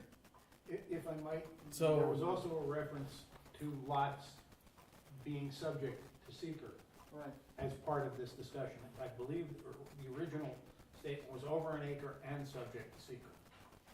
It would be helpful if we had something in writing from the planning board, because like I said, I just have secondhand knowledge of this. Right. We've never got anything in writing from them, so maybe Carl is right as far as what they said, but it would be nice to know. Again, I was in the meeting with both the chairman of the planning board and also with the building inspector, and it was John Hand's recommendation that properties had to also be subject to seeker before that they had to comply with this. So, I think what would be, Sure. what I heard from that meeting with the planning board, and I'm not disagreeing with what you said about, the building department, what they stated about the, over 1 acre and subject to seeker. What I heard from the planning board is that at over 1 acre, any kind of development has to go before the planning board. Now, maybe that, I misunderstood that, I thought that that's what, the planning board attorney said. But if that's not actually the case, then yes, it can land on something, maybe it can land on the 1 acre and subject to plus 1 acre, over 1 acre and subject to seeker. It already applies to subdivisions anyway, their subdivisions, are gonna be done. But that's what I understood. So I would love to get clarity on that, from the planning board attorney. Because they also have, our building department has to enforce this. Yep. So, definitely I think, the language, it's definitely been improved, but I do definitely get a sense that they really want something that they can actually enforce and monitor. Correct. That's the message I'm getting. Correct. We need to get a handle on, you know, what the 11,000 parcels, I mean, how many of them are off the tax rolls, like I'm gonna conservation check- I'm easements, gonna how check many with are, them. Right, but you again, know, that, I'm just saying 1 acre, we have a lot of parcels that are more than an acre, and I think once you get outside the immediate town, Yes. you're gonna find that there are a lot of, most of your residences are in well excess of an acre. Yes. I think a lot of the zoning, the lots have to I be a think certain. that's where, don't think, you're thinking just in town. Right. The town is very big and. yeah, no, of course, You of know. course. Okay. Well, as I said earlier, we probably don't want to have a very No, no, substantive discussion. No, and look, we didn't, this was a, I'll talk to the planning board we and should- see if we can't get a statement from them as to what they had in mind, and then maybe at the next meeting, the board could take this up. Absolutely. One more question that I have for you, Carl. I'm looking at the back page and stuff, I'm looking at the fines, just very curiosity. How do you come up with those numbers? So those fines were, they were taken from existing legislation that had already been approved. Okay. In other municipalities, there were, certain municipalities, the fines were significantly larger than Okay. that. And we landed kind of in the middle ground, and then, so what we had landed on was in the middle ground, and then I'm talking about, you know, early on in this process, and then, the planning board attorney actually increased the fines a little bit from what we had, so those final numbers have been reviewed and, recommended by the planning board attorney. Okay, thank you. Yeah, Tim, the issue with the fines is if you set the fines too low, it's worthwhile to cut the trees down and just pay the fines. You really have to have. I'm just asking a question. Oh, okay. That's all. yeah, I mean, I think though, the timing though, so look, I don't know if we're able to, if we can get something, and this is obviously Tuesday, but I don't know if we can get something from the planning board attorney, where we can get this updated in time, because we are on a timeline here. I mean, we need to get this in place. We've spoken about a timeline. We can't let this drag out for the rest of the fall. It's gotta get in place. So, and, you know, look, certainly, I wanna be careful with the language that we're using. I don't think anyone is looking to hammer the residents. We're not looking to fine people to death. We just wanna land in the right spot, because it's really important, that we get this right. And I don't wanna scare residents. We're not looking to come after you and fine you $20,000 because you cut down trees. We just wanna get this right. And so, it is very helpful to have residents say what they think the line should be, and then obviously we've gotta determine what the line's gonna be.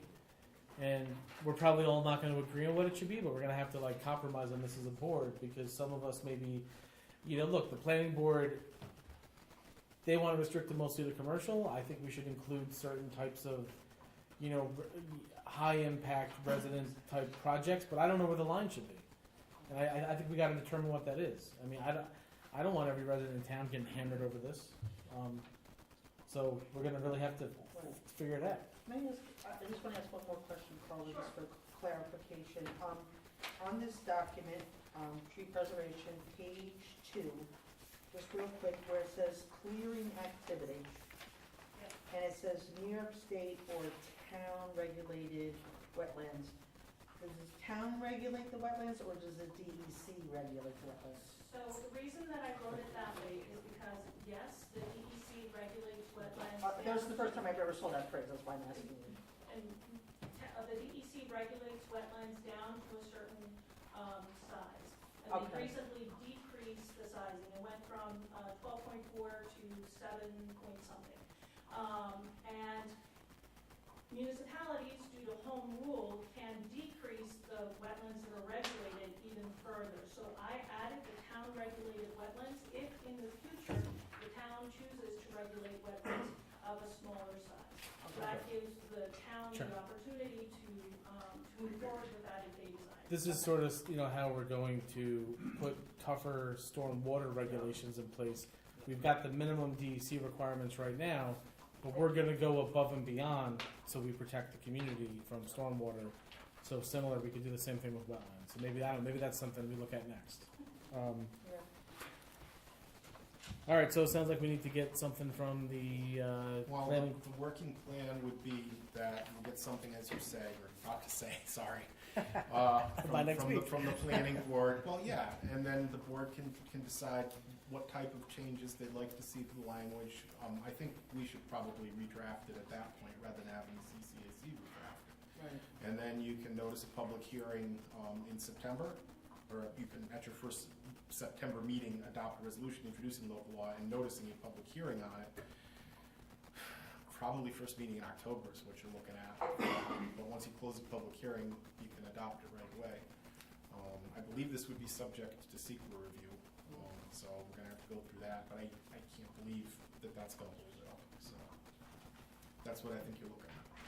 Might be later. I mean, as long as that fits in with our, we should talk offline about how that fits in with our timeline. I understand, Okay. but I think you take that as a working plan. Okay. I'd like to thank the town board again for all of their input and members of the public. Nancy's comments were especially very helpful in thinking this through quite a bit more. Meeting with the building department was really great from a number of angles, getting to meet John Hand and understand his concerns and Gary Vincent's concerns, and having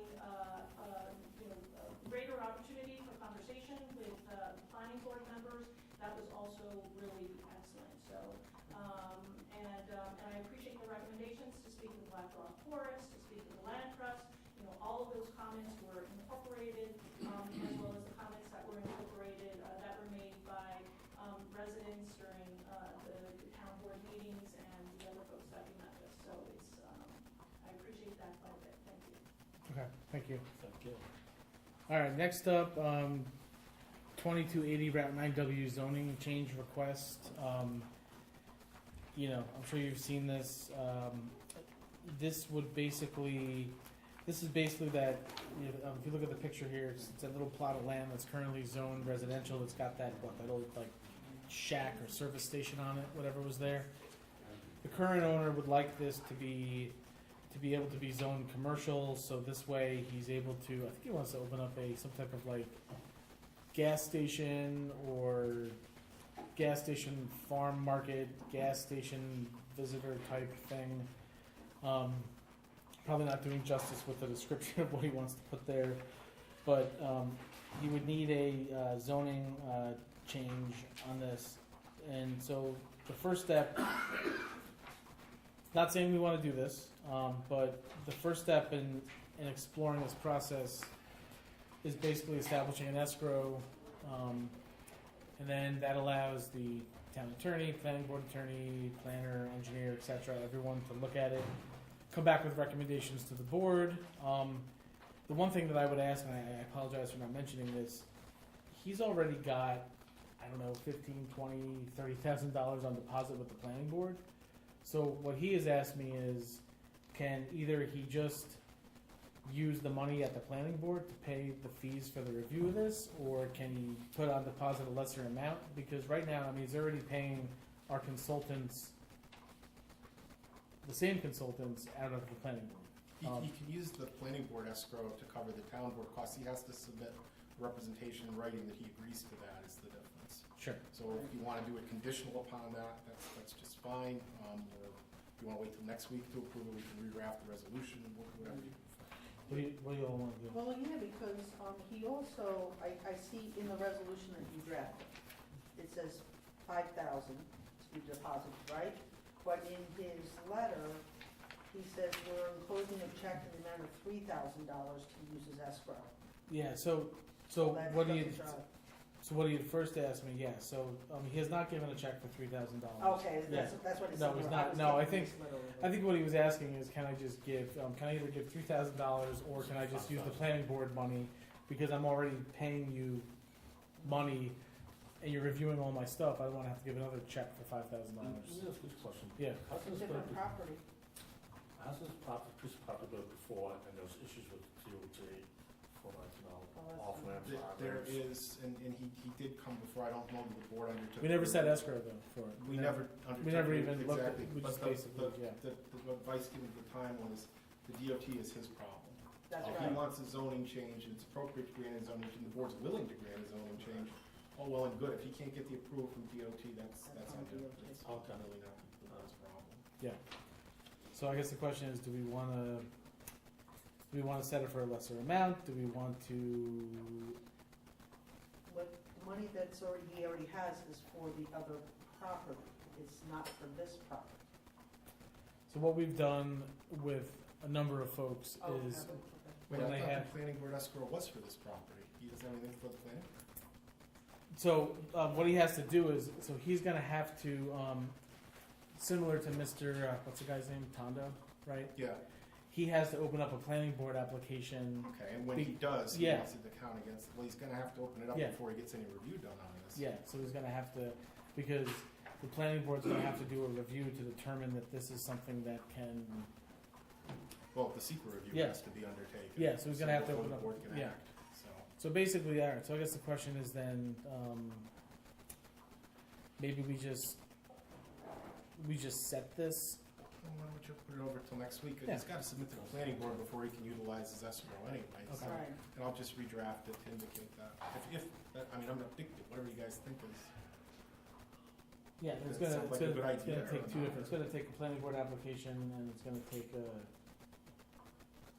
Rather than act on this resolution Oh, tonight, yeah, right, I'll exactly, I redraft agree it for with you on next that. week and then. Yeah, I don't know. But again, I'm thinking very pigeonholed about this, is like, he's asking for this property, so should he have an account for just this property? He must have an account for just Just this property, so he Otherwise- has to put money, he can't just, Yeah, the way it's gonna work, I'm sorry to carry on, but, yeah, when you have a zoning change proposed for a particular project, right, if it's a type 1 action, you do have to coordinate, but even if it's an unlisted action, it's a really good idea to. right, And so what the board should do, is first looking if it's willing to do this at all, but if Right. it is willing to do it, you say, listen, the town board will draft the local law, notice a public hearing on it, but we can't act until secret review is done. The planning board should be lead agency, it should complete secret review, and then when it does, the board can act on the local law. So he's gonna have to be before the planning board, and he's gonna have to establish the escrow there. separate account, So okay, it's just a matter of changing the language in the resolution to Okay. indicate that. that's fine with me. okay.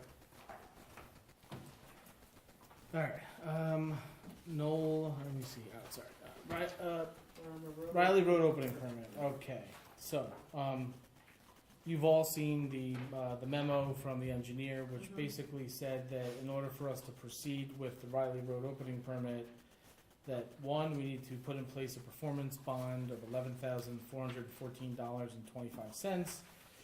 He gives the reasoning for that, and it's basically what we would take to restore the road, should something happen and something goes wrong.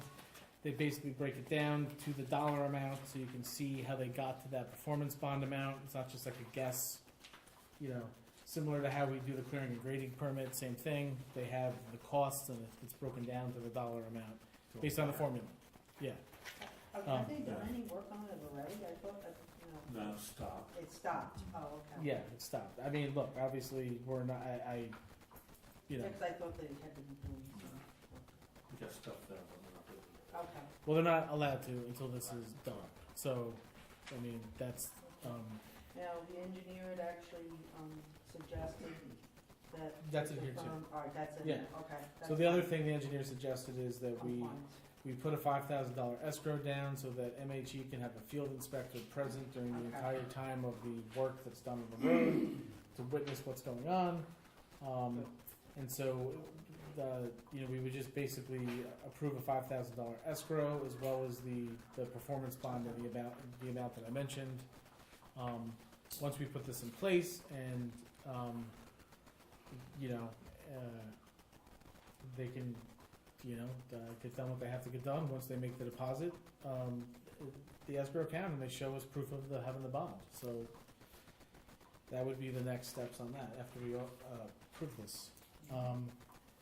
Knollcrest, so basically, I'll say something about this real quick, but basically, you've been able to locate the amended performance or the amended bond? Right, I got both of them. There was an initial bond posted, and then they got a reduction in it and posted an amended bond. I needed the amended bond to find out how to call the bond. I've now got the amended bond, or the original bond, so I know how to call it, and I've gotten from the building department a punch list of the items that need to be done. So for your next meeting, I'll have a resolution to call the bond and indicate what the outstanding items are. Once the board adopts that, we'll send a letter to the bonding company and to the last address of the owner saying, we're calling the bond and we're gonna put this out to bid. And we'll see what happens after that. Either they'll get back to you and say, no, we'll finish it, give us a little more time, and then you'll have a decision to make. Or the next thing you do is, might give them a timeline and say, Yeah, we have like C, A, B, whatever, and C yeah. within 30 days. Yeah. Or then you put the work out to bid. You'll have to have specs drawn up for it, and it's possible the bond company will come in and say they'll do it, which would save you the trouble. But if they don't, then you just say we'll write you a check, then you put it out. It has to be built to standards, that we, public road standards and sidewalks and lighting, and there's also some water department, I think I saw a water department. Yeah, involved. there's a hydrant issue and Yeah. a few other things in there. But So- yeah, all of that will be included. So I'll have a resolution for you for the next meeting. Have we utilized the iWork for that? I mean, because I know there's that coordination. I haven't put anything in there, but, as of right now, it's a private road. Okay, but once, okay. So I was just So curious, they like, need how does contacts. how does the village know, like, they just found out, or How did they find out about about what we're doing? Mike Trainer's been on. He's been on it? Oh, Okay. he's been I'm on sorry, this is for, just the way he's tradesman, okay. It's a little bit different because the water lines and a private road is a private road, the Yeah, water of lines course. are village water lines. I I've got been it. a little bit more adamant about it. Yeah, Me, if you never dedicate the road, that's fine, one less road to worry about. wow. nice, nice. Sorry, So, I get you, Tom. Spoken like a true highway That superintendent. was good, Tom. Okay. That's fun. Okay, so that was Knollcrest. All right, next year. So we now have the situation where for projects that we're submitting for WIA water and sewer grants that are funded through the EFC, we now have to essentially put out a request for qualifications to for an engineer that's going to design the project. Because MHE is designing is submitting the grant on our behalf, they cannot be the engineer on this. So we actually are going to. Well, sorry, No, Well, They it's get not part that of they can't be the engineer on it. we still have because- to bid it out. Exactly. Yes. And if they're the successful bidder, Yes. then they can be. Yeah, they can't automatically get it. So basically, yeah, we have to establish a process where there will be a bidding process for the design of these. So basically, because we have a number of WIA projects and EFC funded projects that are still being designed, we have to do this, and we need to have this in place by. We essentially need to have the firm selected by sometime in October, I think is what Sean said. So we actually need to get this out. Law firm can draw this up. We'll get this RFQ out, and then we'll have to. So anyway, that's. Well, what we this- noticed this for August 31st. do you think Yeah. that's enough time? Um, I'm thinking I like don't know that you're gonna mid- get a heck of a mid-September. lot of other engineering firms bidding on this, to the extent that there are local ones who would be paying attention. They could certainly get that in for the 31st. Okay, We indicated to publish the notice in the Times Herald Record rather than the local, right, not only because it's quicker, but because you'll get broader circulation. yeah. But I mean, you get maybe one other, maybe two other ones submitting. And I think the ones who are paying attention can certainly get it in by the 31st. But if the board is concerned, you can pick another date and we can push it out. Because I'm looking at our calendar, right, for September, right, our work session will be the 12th, and then the town board will be the 19th. Could we have something due like after Labor Day? Or, I mean, what's your experience in this? Well, Because, I mean, everyone's, the general experience is if you're interested in You'll having do it. a lot of people bid, then you want to give it more of a time frame. But that's generally for construction projects, because you Okay. want construction companies to come in. This is professional services.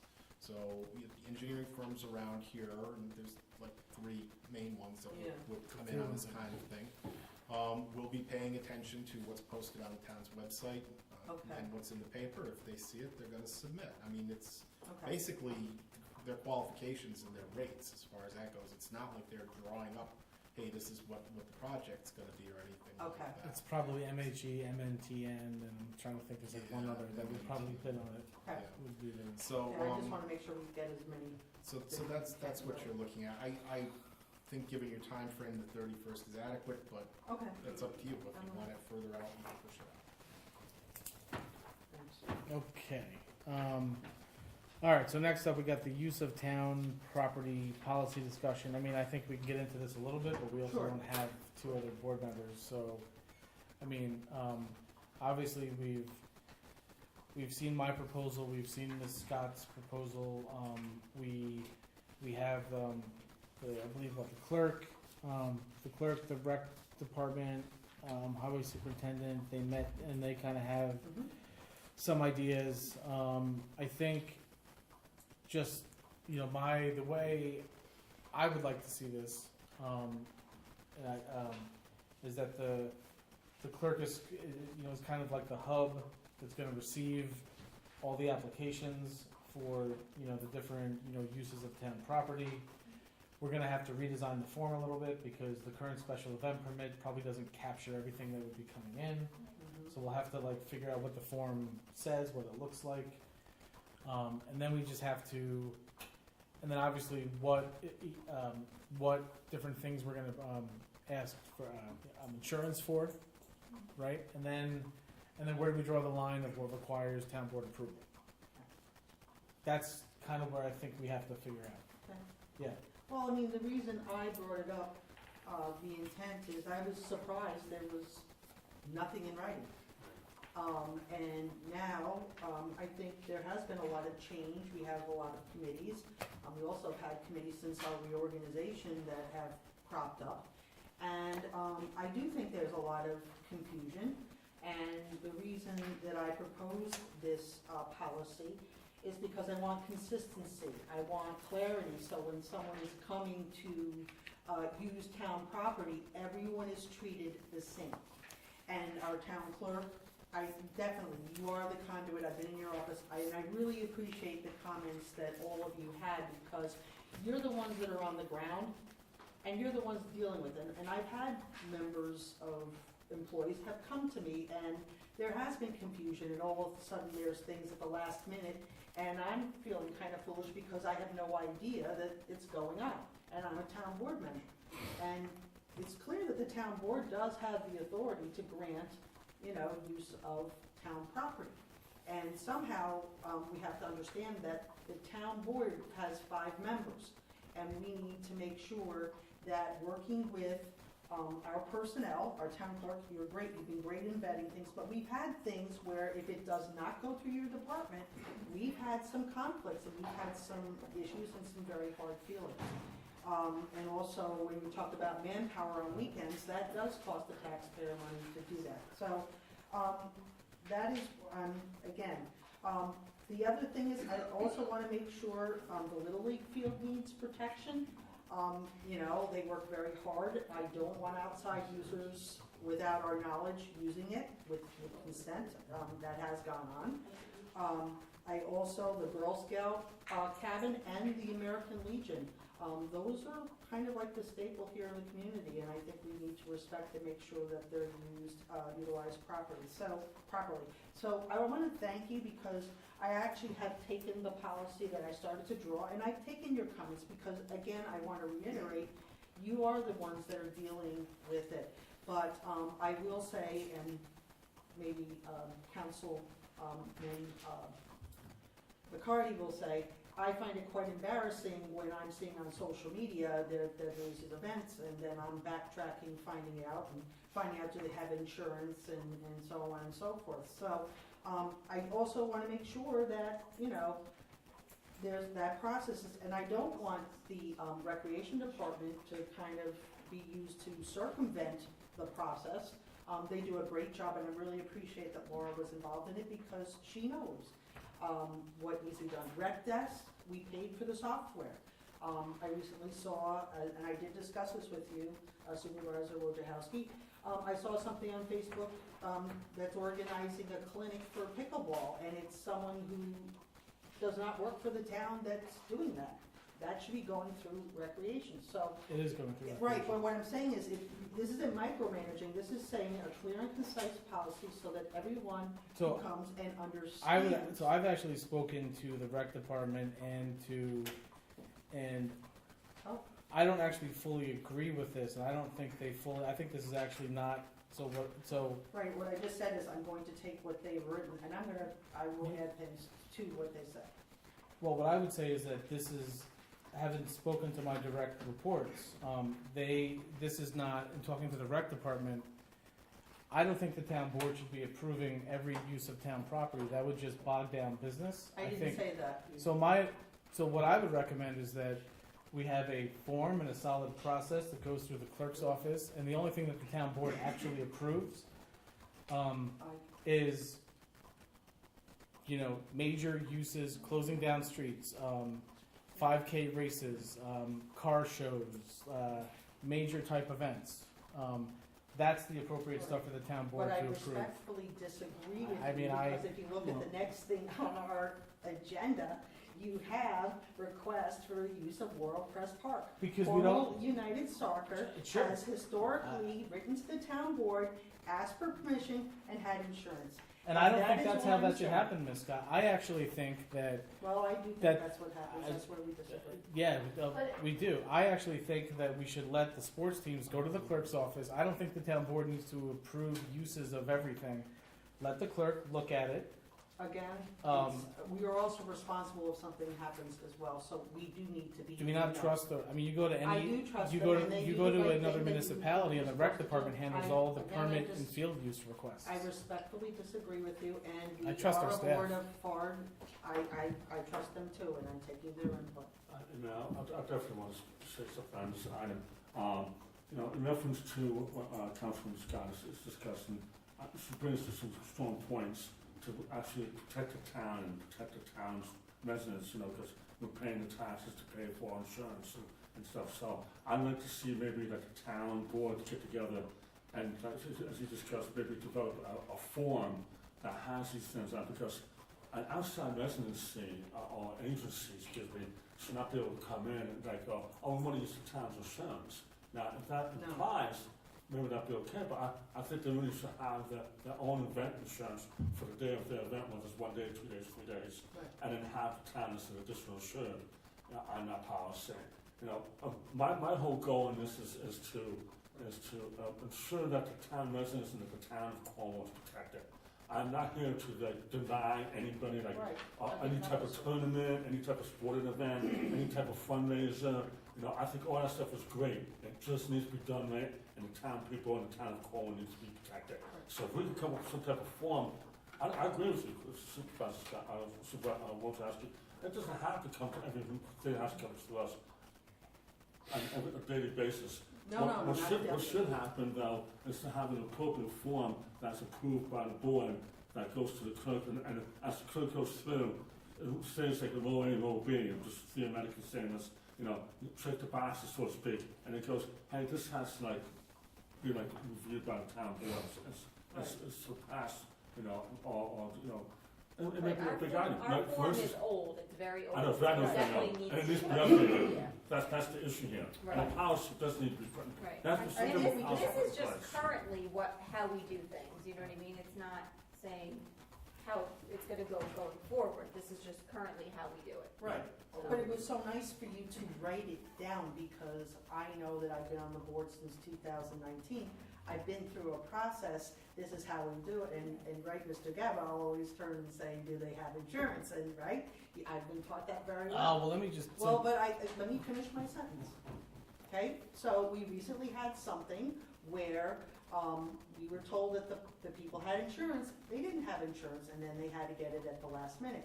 So those are the things that the town was unprotected, and if it wasn't for the fact that I pushed the point that they wind up getting insurance. They were asked to get insurance, Well, and they they produced didn't it do prior it, to the so event. then they shouldn't have They used did, it they right. did get, After the fact.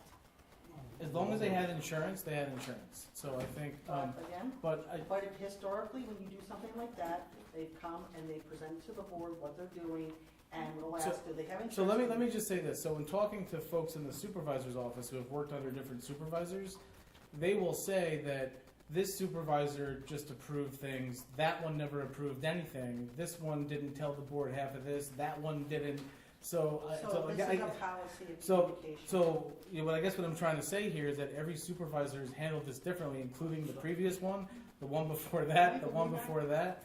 So we need to get a policy, and we're gonna do that, and then we're just gonna let the clerk enforce the policy.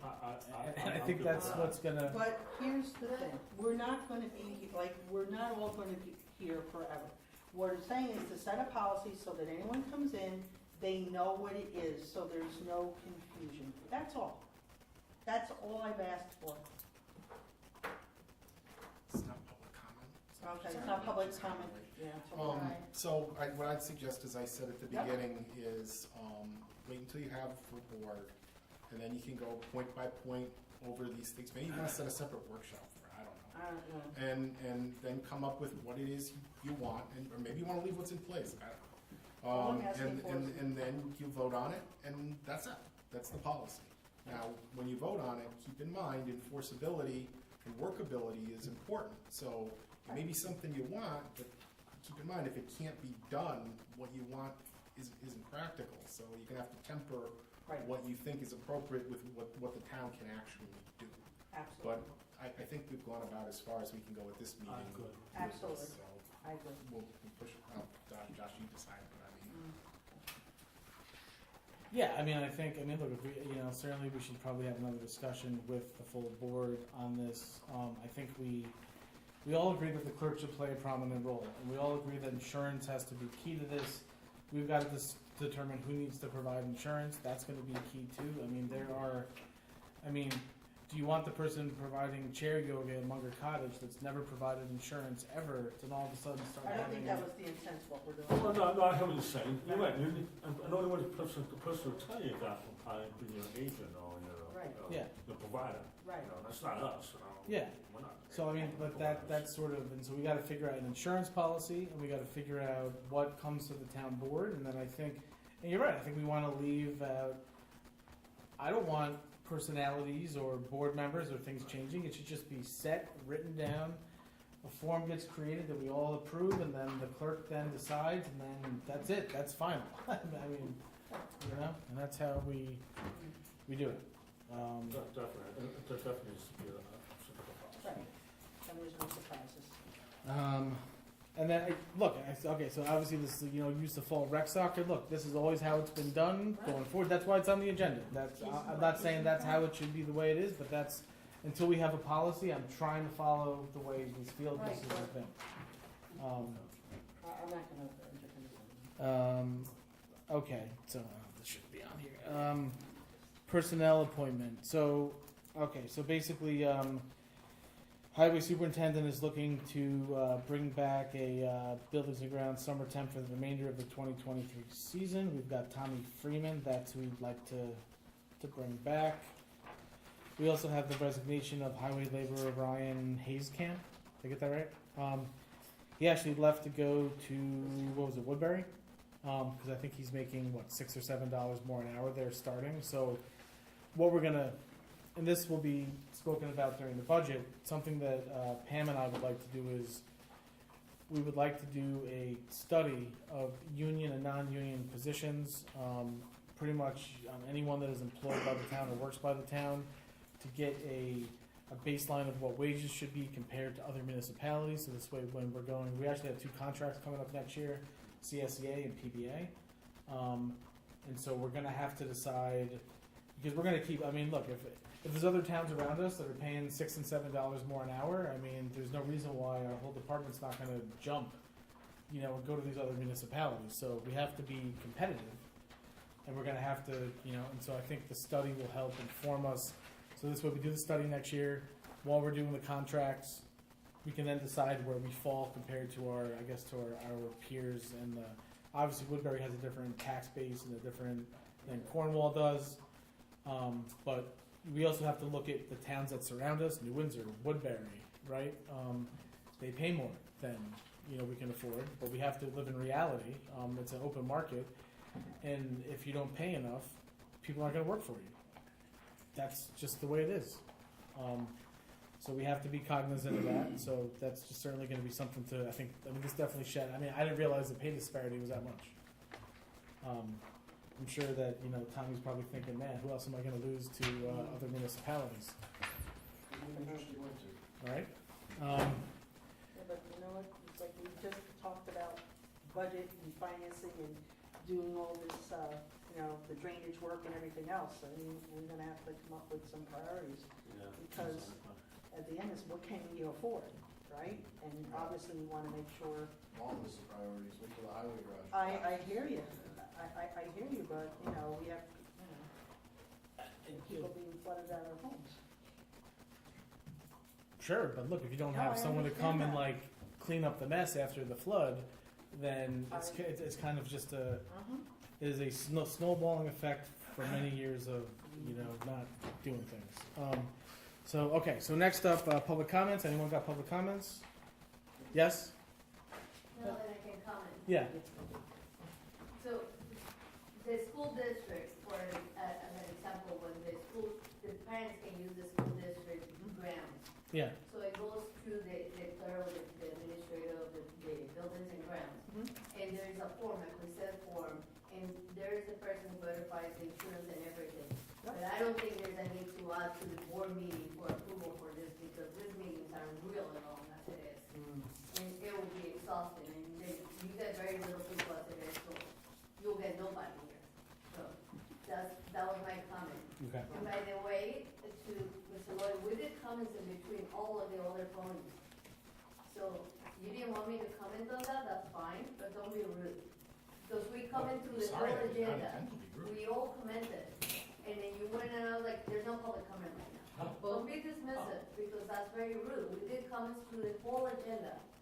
Every single point with the hazard and everything, so there's no need for that. Okay. May I comment? Yes. Ms.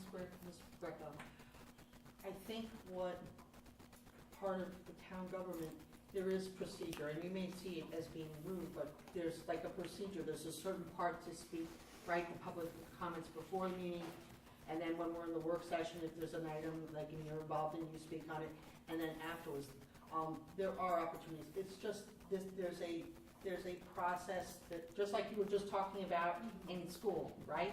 There's a process and there's a framework, and so, again, I do think that's what he was just reminding, that there is a time, just for the public to speak. It's the beginning, or if there's something that you're involved with in the work session, and then at the end. That's the way it is. So thank you for your patience, but that's the procedure.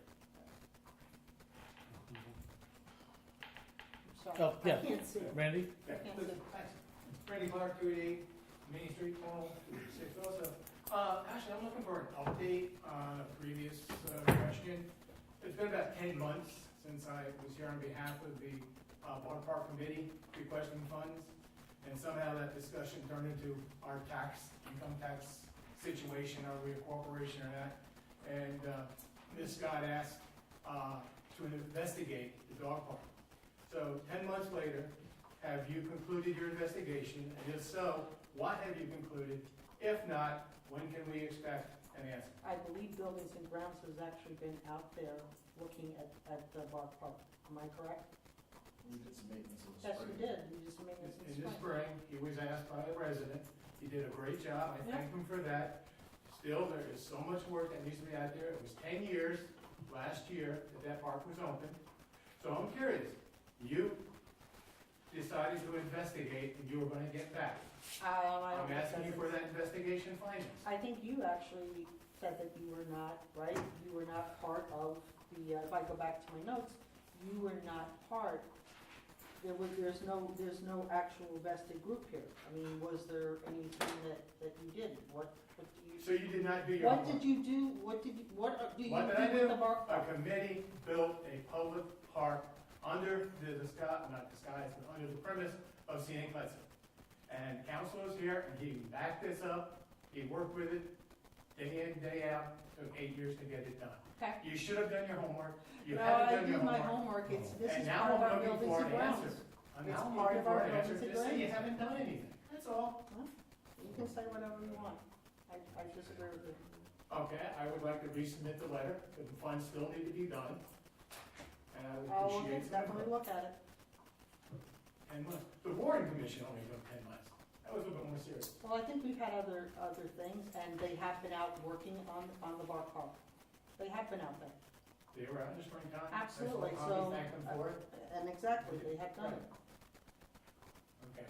Thank you. I was away most of July after this incident. I don't know how it came out. Apparently, there were some exciting tidbits on Facebook Mhm.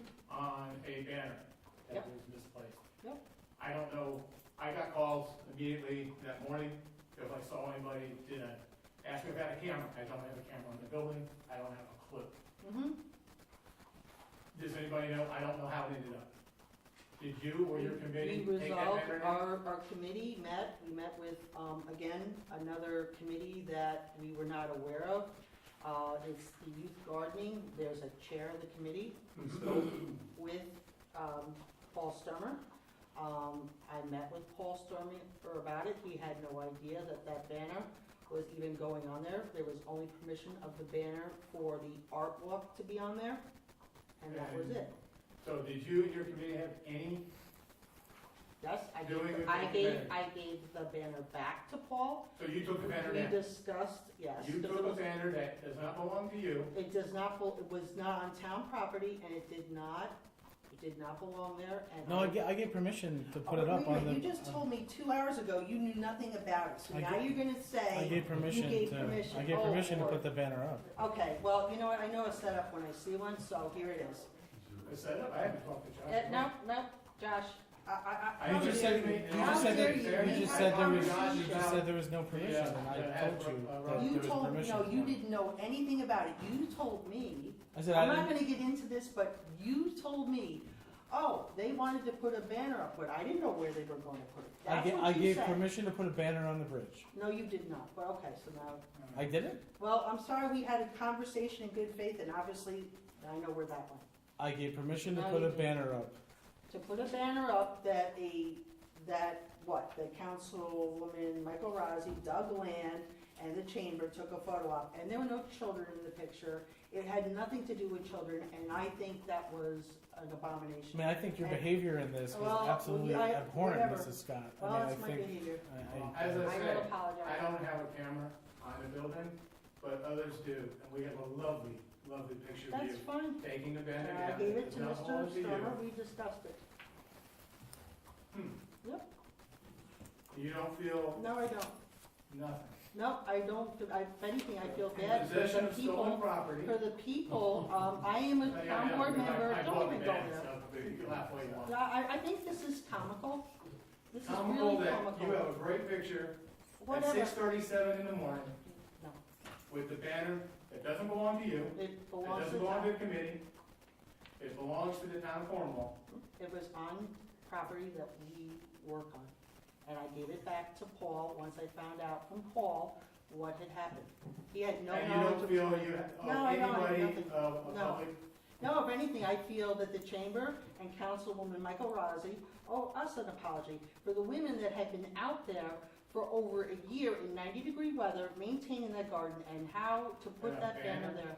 Well, yeah, the art walk, that's the only one that was authorized. Unfortunately, the supervisor failed to communicate any of this. to I us. have the right to No, approve, you should I have had, do. you just, I- oh wait, you know what? Yes, this is- Virginia, this is I have the sad. right to approve the This is banners on sad. things. I know I this Very don't is, like sad. to end on a high this note. is sad, I'm very not sad. even going anywhere This with is, this. this is You very can't go sad. anywhere with it because you're wrong. No, whatever. So let me end on a high No, note. I'm not. Let me end on a high note. I agree with you, or be still, on the process of the use of public property. The town clerk does a great job, recreation does it. And I agree with Josh, redesign the form.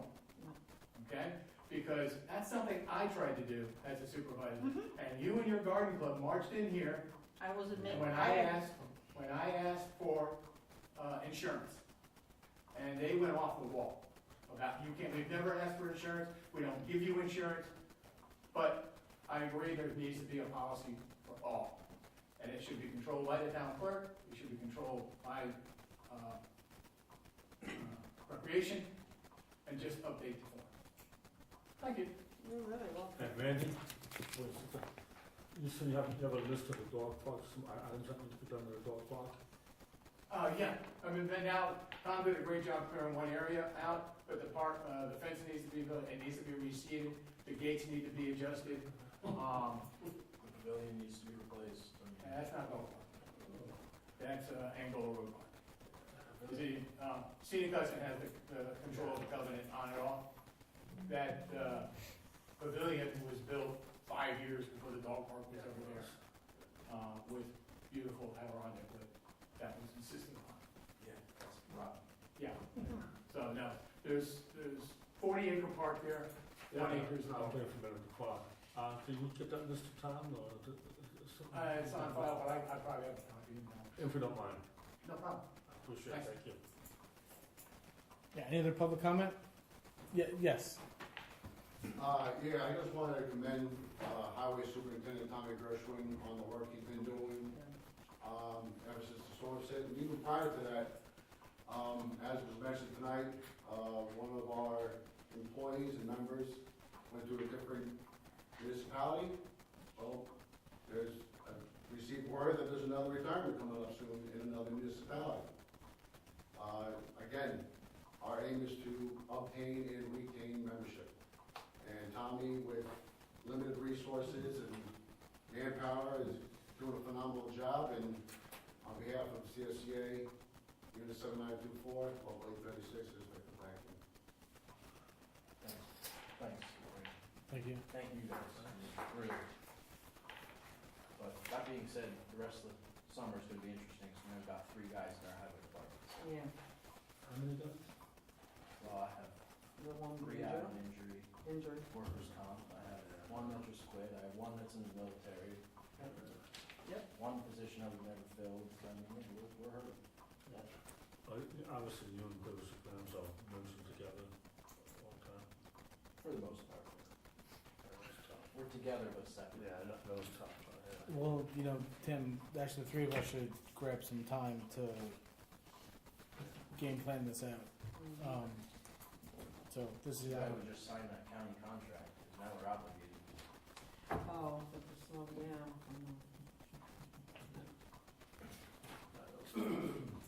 all right, so moving into the special, yes. Oh, yeah, Andy Fiskowski, 479 Racetrack Way, Port Angola Road, Russell.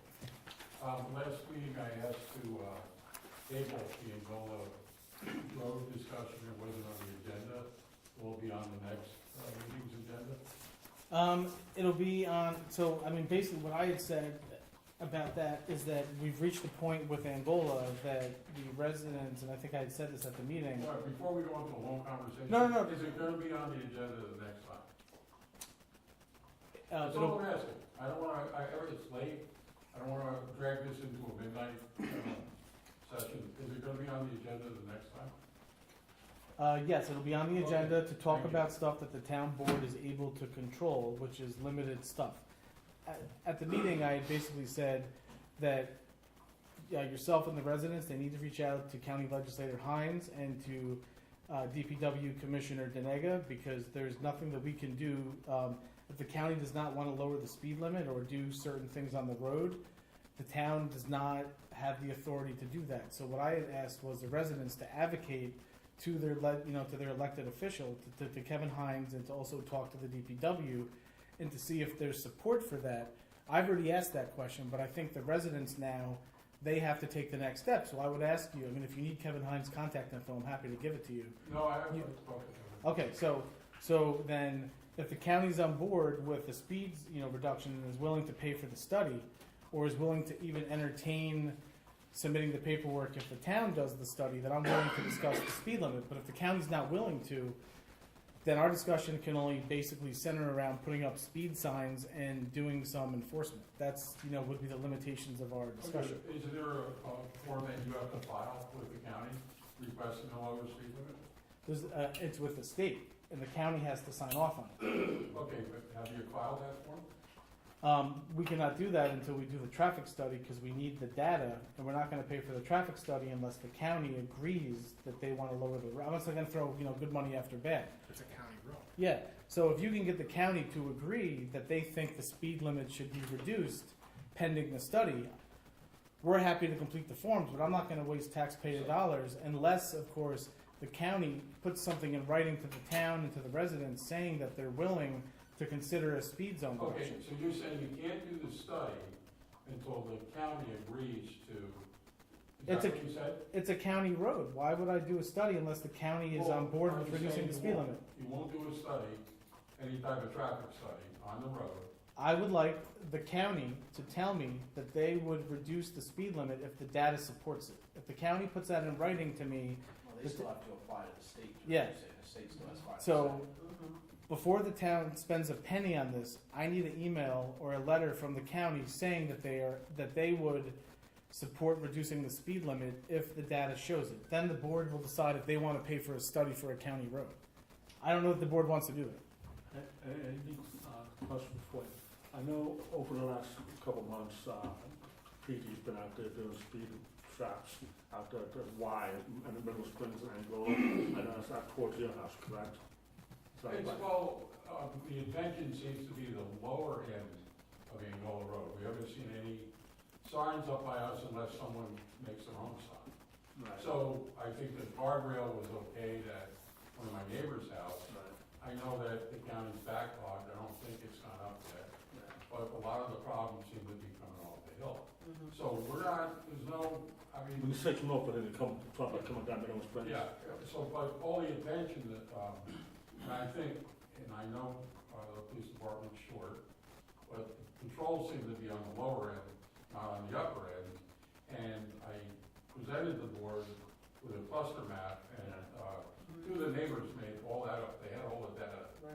And I presented that, and there was a high occurrence around our Chief area. Gilbert just gave us a bunch of And speeds. that being said, I think the attention should be spread all around, not just by us, not just the lower end, but up and down the road. Yeah. And we're all very concerned, there's a lot of young families, when the school opens up again. Oh, yeah. So, you know, basically, I'm a little bit confused about what is being said here. We can spend money on a traffic study without the approval, but you're saying you don't wanna waste the money. Is that correct? It's a simple yes or no. No, what I'm saying is that I would ask you to get, I'm not gonna do a traffic study and pay town money unless the county sends something in writing to us Okay, and you're says, saying you don't wanna waste the money on a traffic study. unless the county, let me finish because this is important, and I don't want this to be taken out of context and used in different You can only ways, take it one way. that we need to know for sure from the county that the county is willing to and wants to reduce the speed limit if the data supports it. If the county can't send me a letter or email to that effect, then I know the county's position, and I'm not gonna spend $8,000 of town money on a county road that the county is really responsible for. I support your goals. I've got young kids too. I fully support it, but if the county doesn't support what you want, then the town can't, really do anything about it because it's not our road. So that's really, what it comes down to. So we need the county to provide that to us, and if they do, then I'm willing to have a discussion with the board about possibly paying for a study. I still think the county should pay for the study because it's their road. And I think the board members would probably agree with that too, unless there's like extenuating circumstances. I mean, they've got a massive, they have a ton of ARPA money, a much bigger budget than ours. The other issue you're gonna see with that too, the bottom half is 30 miles an hour, which we've already tried that with Mailer. We know that they're not gonna go down to 25. And the upper half is 40. You have 10-foot travel lanes and 4-foot shoulders. I mean, listen, I just don't see the state saying they're gonna allow the lower. Could you imagine Angola Road being 30 miles an hour the whole way down? I mean, I just physically can't fathom that. Unfortunately, I mean, I want to get behind you and say, yeah, but I just don't see the state approving. I really don't. So, just a quick yes or no. Are you gonna put this on the agenda again? You said you were gonna allow it to be tabled last time. I'll put it on the agenda, and then we can just have essentially. Look, we should have we should bring the folks from Angola back out, and I'm happy to. Maybe by then, look, maybe the county, maybe through your advocacy, you'll be able to get the county to essentially agree to reduce the speed limit if the state approves it. I'll put it on the agenda, not for next week, this is more of a work session thing, so we'll put it on in September. That'll give you time to, talk to the county and to basically, I would think that if enough residents on Angola Road signed a letter and sent it over to the county legislator saying, we would like you to support this request, that they might strongly consider it, but just coming from me, I don't think is gonna be enough. Generally, they like to see a lot of people in the area that's impacted sending in a letter saying they want something. Like, they're not just gonna take what I want. So that's what I would suggest you all do. But you'll put it on the agenda? Absolutely, I'll put it on for September, absolutely.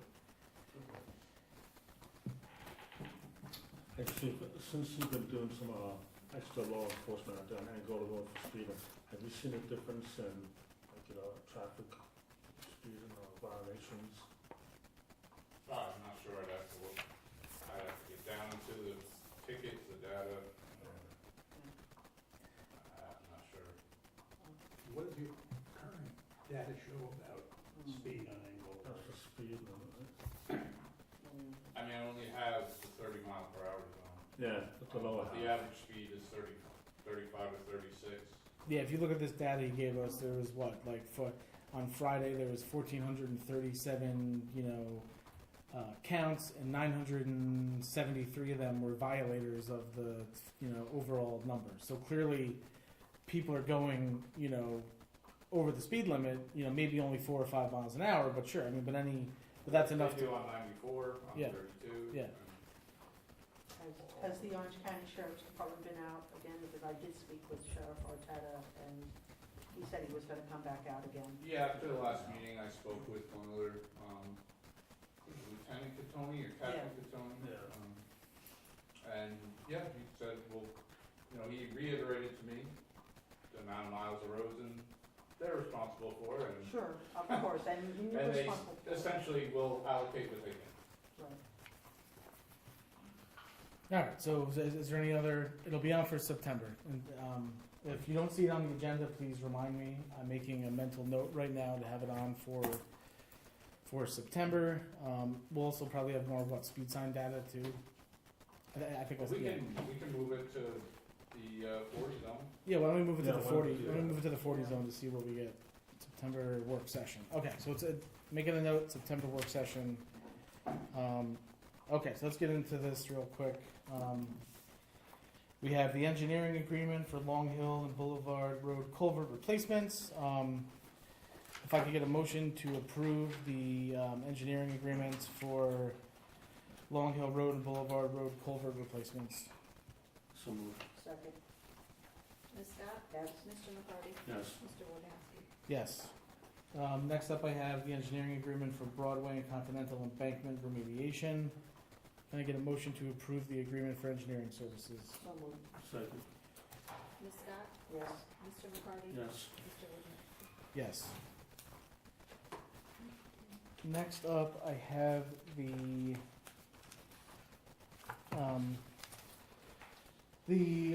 Cornwall Sewer District Number 1 I&I amended agreement for additional services. Can I get a motion to approve the amendment for additional services? So moved.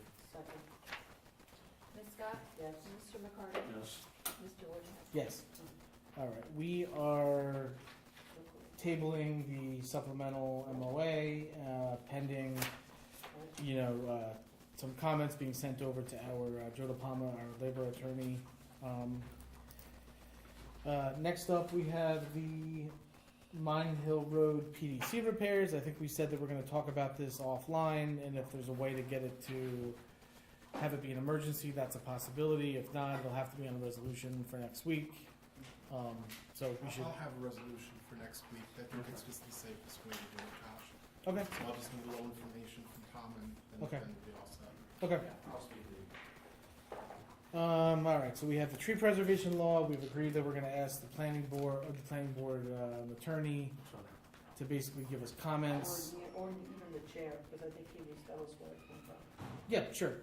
Yeah, sure. We can ask Neil to do that. So we have that. We were going to hold off on setting the escrow for the 2280 Route 9W. I'll have a revised resolution for next week. However, though, we are going to, if the board's okay, going to approve this escrow for $5,000 and the performance bond for Riley Road, unless the board feels they need more time. Okay. So moved. Second. Well, I gotta, yeah. Oh, you have to read Yeah. it. This will be quick. Whereas the town of Cornwall has received an application for road opening permit from Village of Curious Joel in regard to Riley Road, and whereas the town board and town consultants have reviewed the said application, now therefore be resolved as follows, that the application is complete and granted as proposed, that an escrow to pay for engineering fees shall be established in the amount of $5,000, that a performance bond in the amount of $11,414.25 shall be posted prior to commencement of work. Can I get a motion to approve? So moved. Ms. Scott? Yes. Mr. McCarty? Yes. Mr. Wojciechowski? Yes.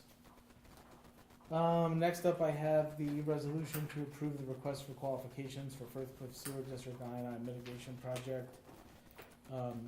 Whereas the town of Cornwall is undertaking an inflow and infiltration mitigation project in the Firth Cliff Sewer District, and whereas the town of Cornwall is seeking funding for the project from the Environmental Facilities Corporation, EFC, and whereas one of the EFC's requirements for providing funding is the engineering work on the project must be put out for quotes under a request for qualifications, and whereas the town board has prepared an RFQ for the project, a copy of which is attached here too.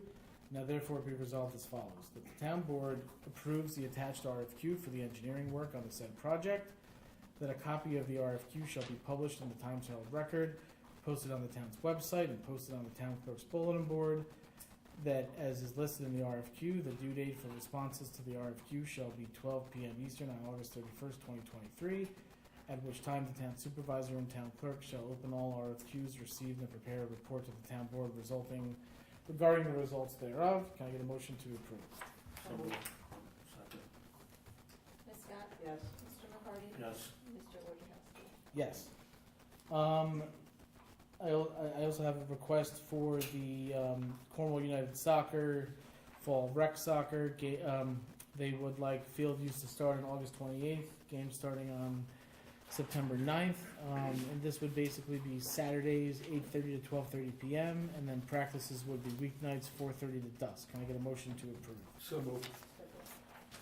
Ms. Scott? Yes. Mr. McCarty? Yes. Mr. Wojciechowski? Yes. Next up, can I get a motion to approve the hiring of Tommy Freeman as the B&G summer temp for the remainder of the 2023 season? So moved. Second. Ms. Scott? Yes. Mr. McCarty? Yes. Mr. Wojciechowski? Yes. Next up, I have, I would like to get a motion to accept with regrets the resignation of highway laborer Ryan Hayescamp. Can I get a motion to accept? Moved. Second. Ms. Scott? Yes. Mr. McCarty? Yes. Mr. Wojciechowski? Yes. And then I have warrant number 8. Can I get a motion to approve warrant number 8? So moved. Second. Ms. Scott? Yes. Mr. McCarty? Yes. Mr. Wojciechowski? Yes. Is there any public comments? No? Could I just be a part of number 4? Tonight was the first night I've heard anything about that. Oh, sure. Yeah. Yes. So I'd like We to- know it was actually Tommy. It was on the agenda. You might have missed the meeting, and I think Brandon said he spoke to you, but maybe he didn't. Well, I know that they were talking about training, but Okay. I didn't know the extent of it. I'd like Yeah. to know that, be a little partake in that session. Yeah. That's. Oh, you went to the public comment? Oh, so you weren't aware of it? I mean, I knew that they were talking about training, but He knew that they were. 4 officers every 2 weeks was. Okay, I think we put it together now, because I think now we. I know Tom, I've been involved in a lot of different union contracts and stuff, throughout my career, on both sides and stuff. And I did talk to Brandon at the side, and he understands that not all 4 of it go like the same. Right, no, I completely understand that. Only like, there's different aspects of ground rules.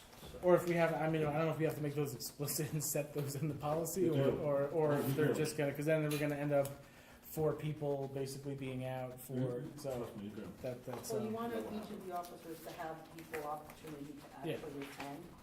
There was suggestion of one or Sure. pick two, again, That's- but there that's might be something that, you know, one of the officers wants to attend and bring it back. to the I'm all for training, I think it's great. Yeah. I just would like to be a part of the discussion. Oh, yeah, Absolutely. absolutely. I mean, can this wait until next week on the, you know what? Yeah, definitely. Okay, then, if I can get a motion to, adjourn, yeah. Ms. Scott? Yes. Mr. McCarty? Yes. Mr. Wood? Yes. Steve, Remember- you've probably seen this about the lead cable thing.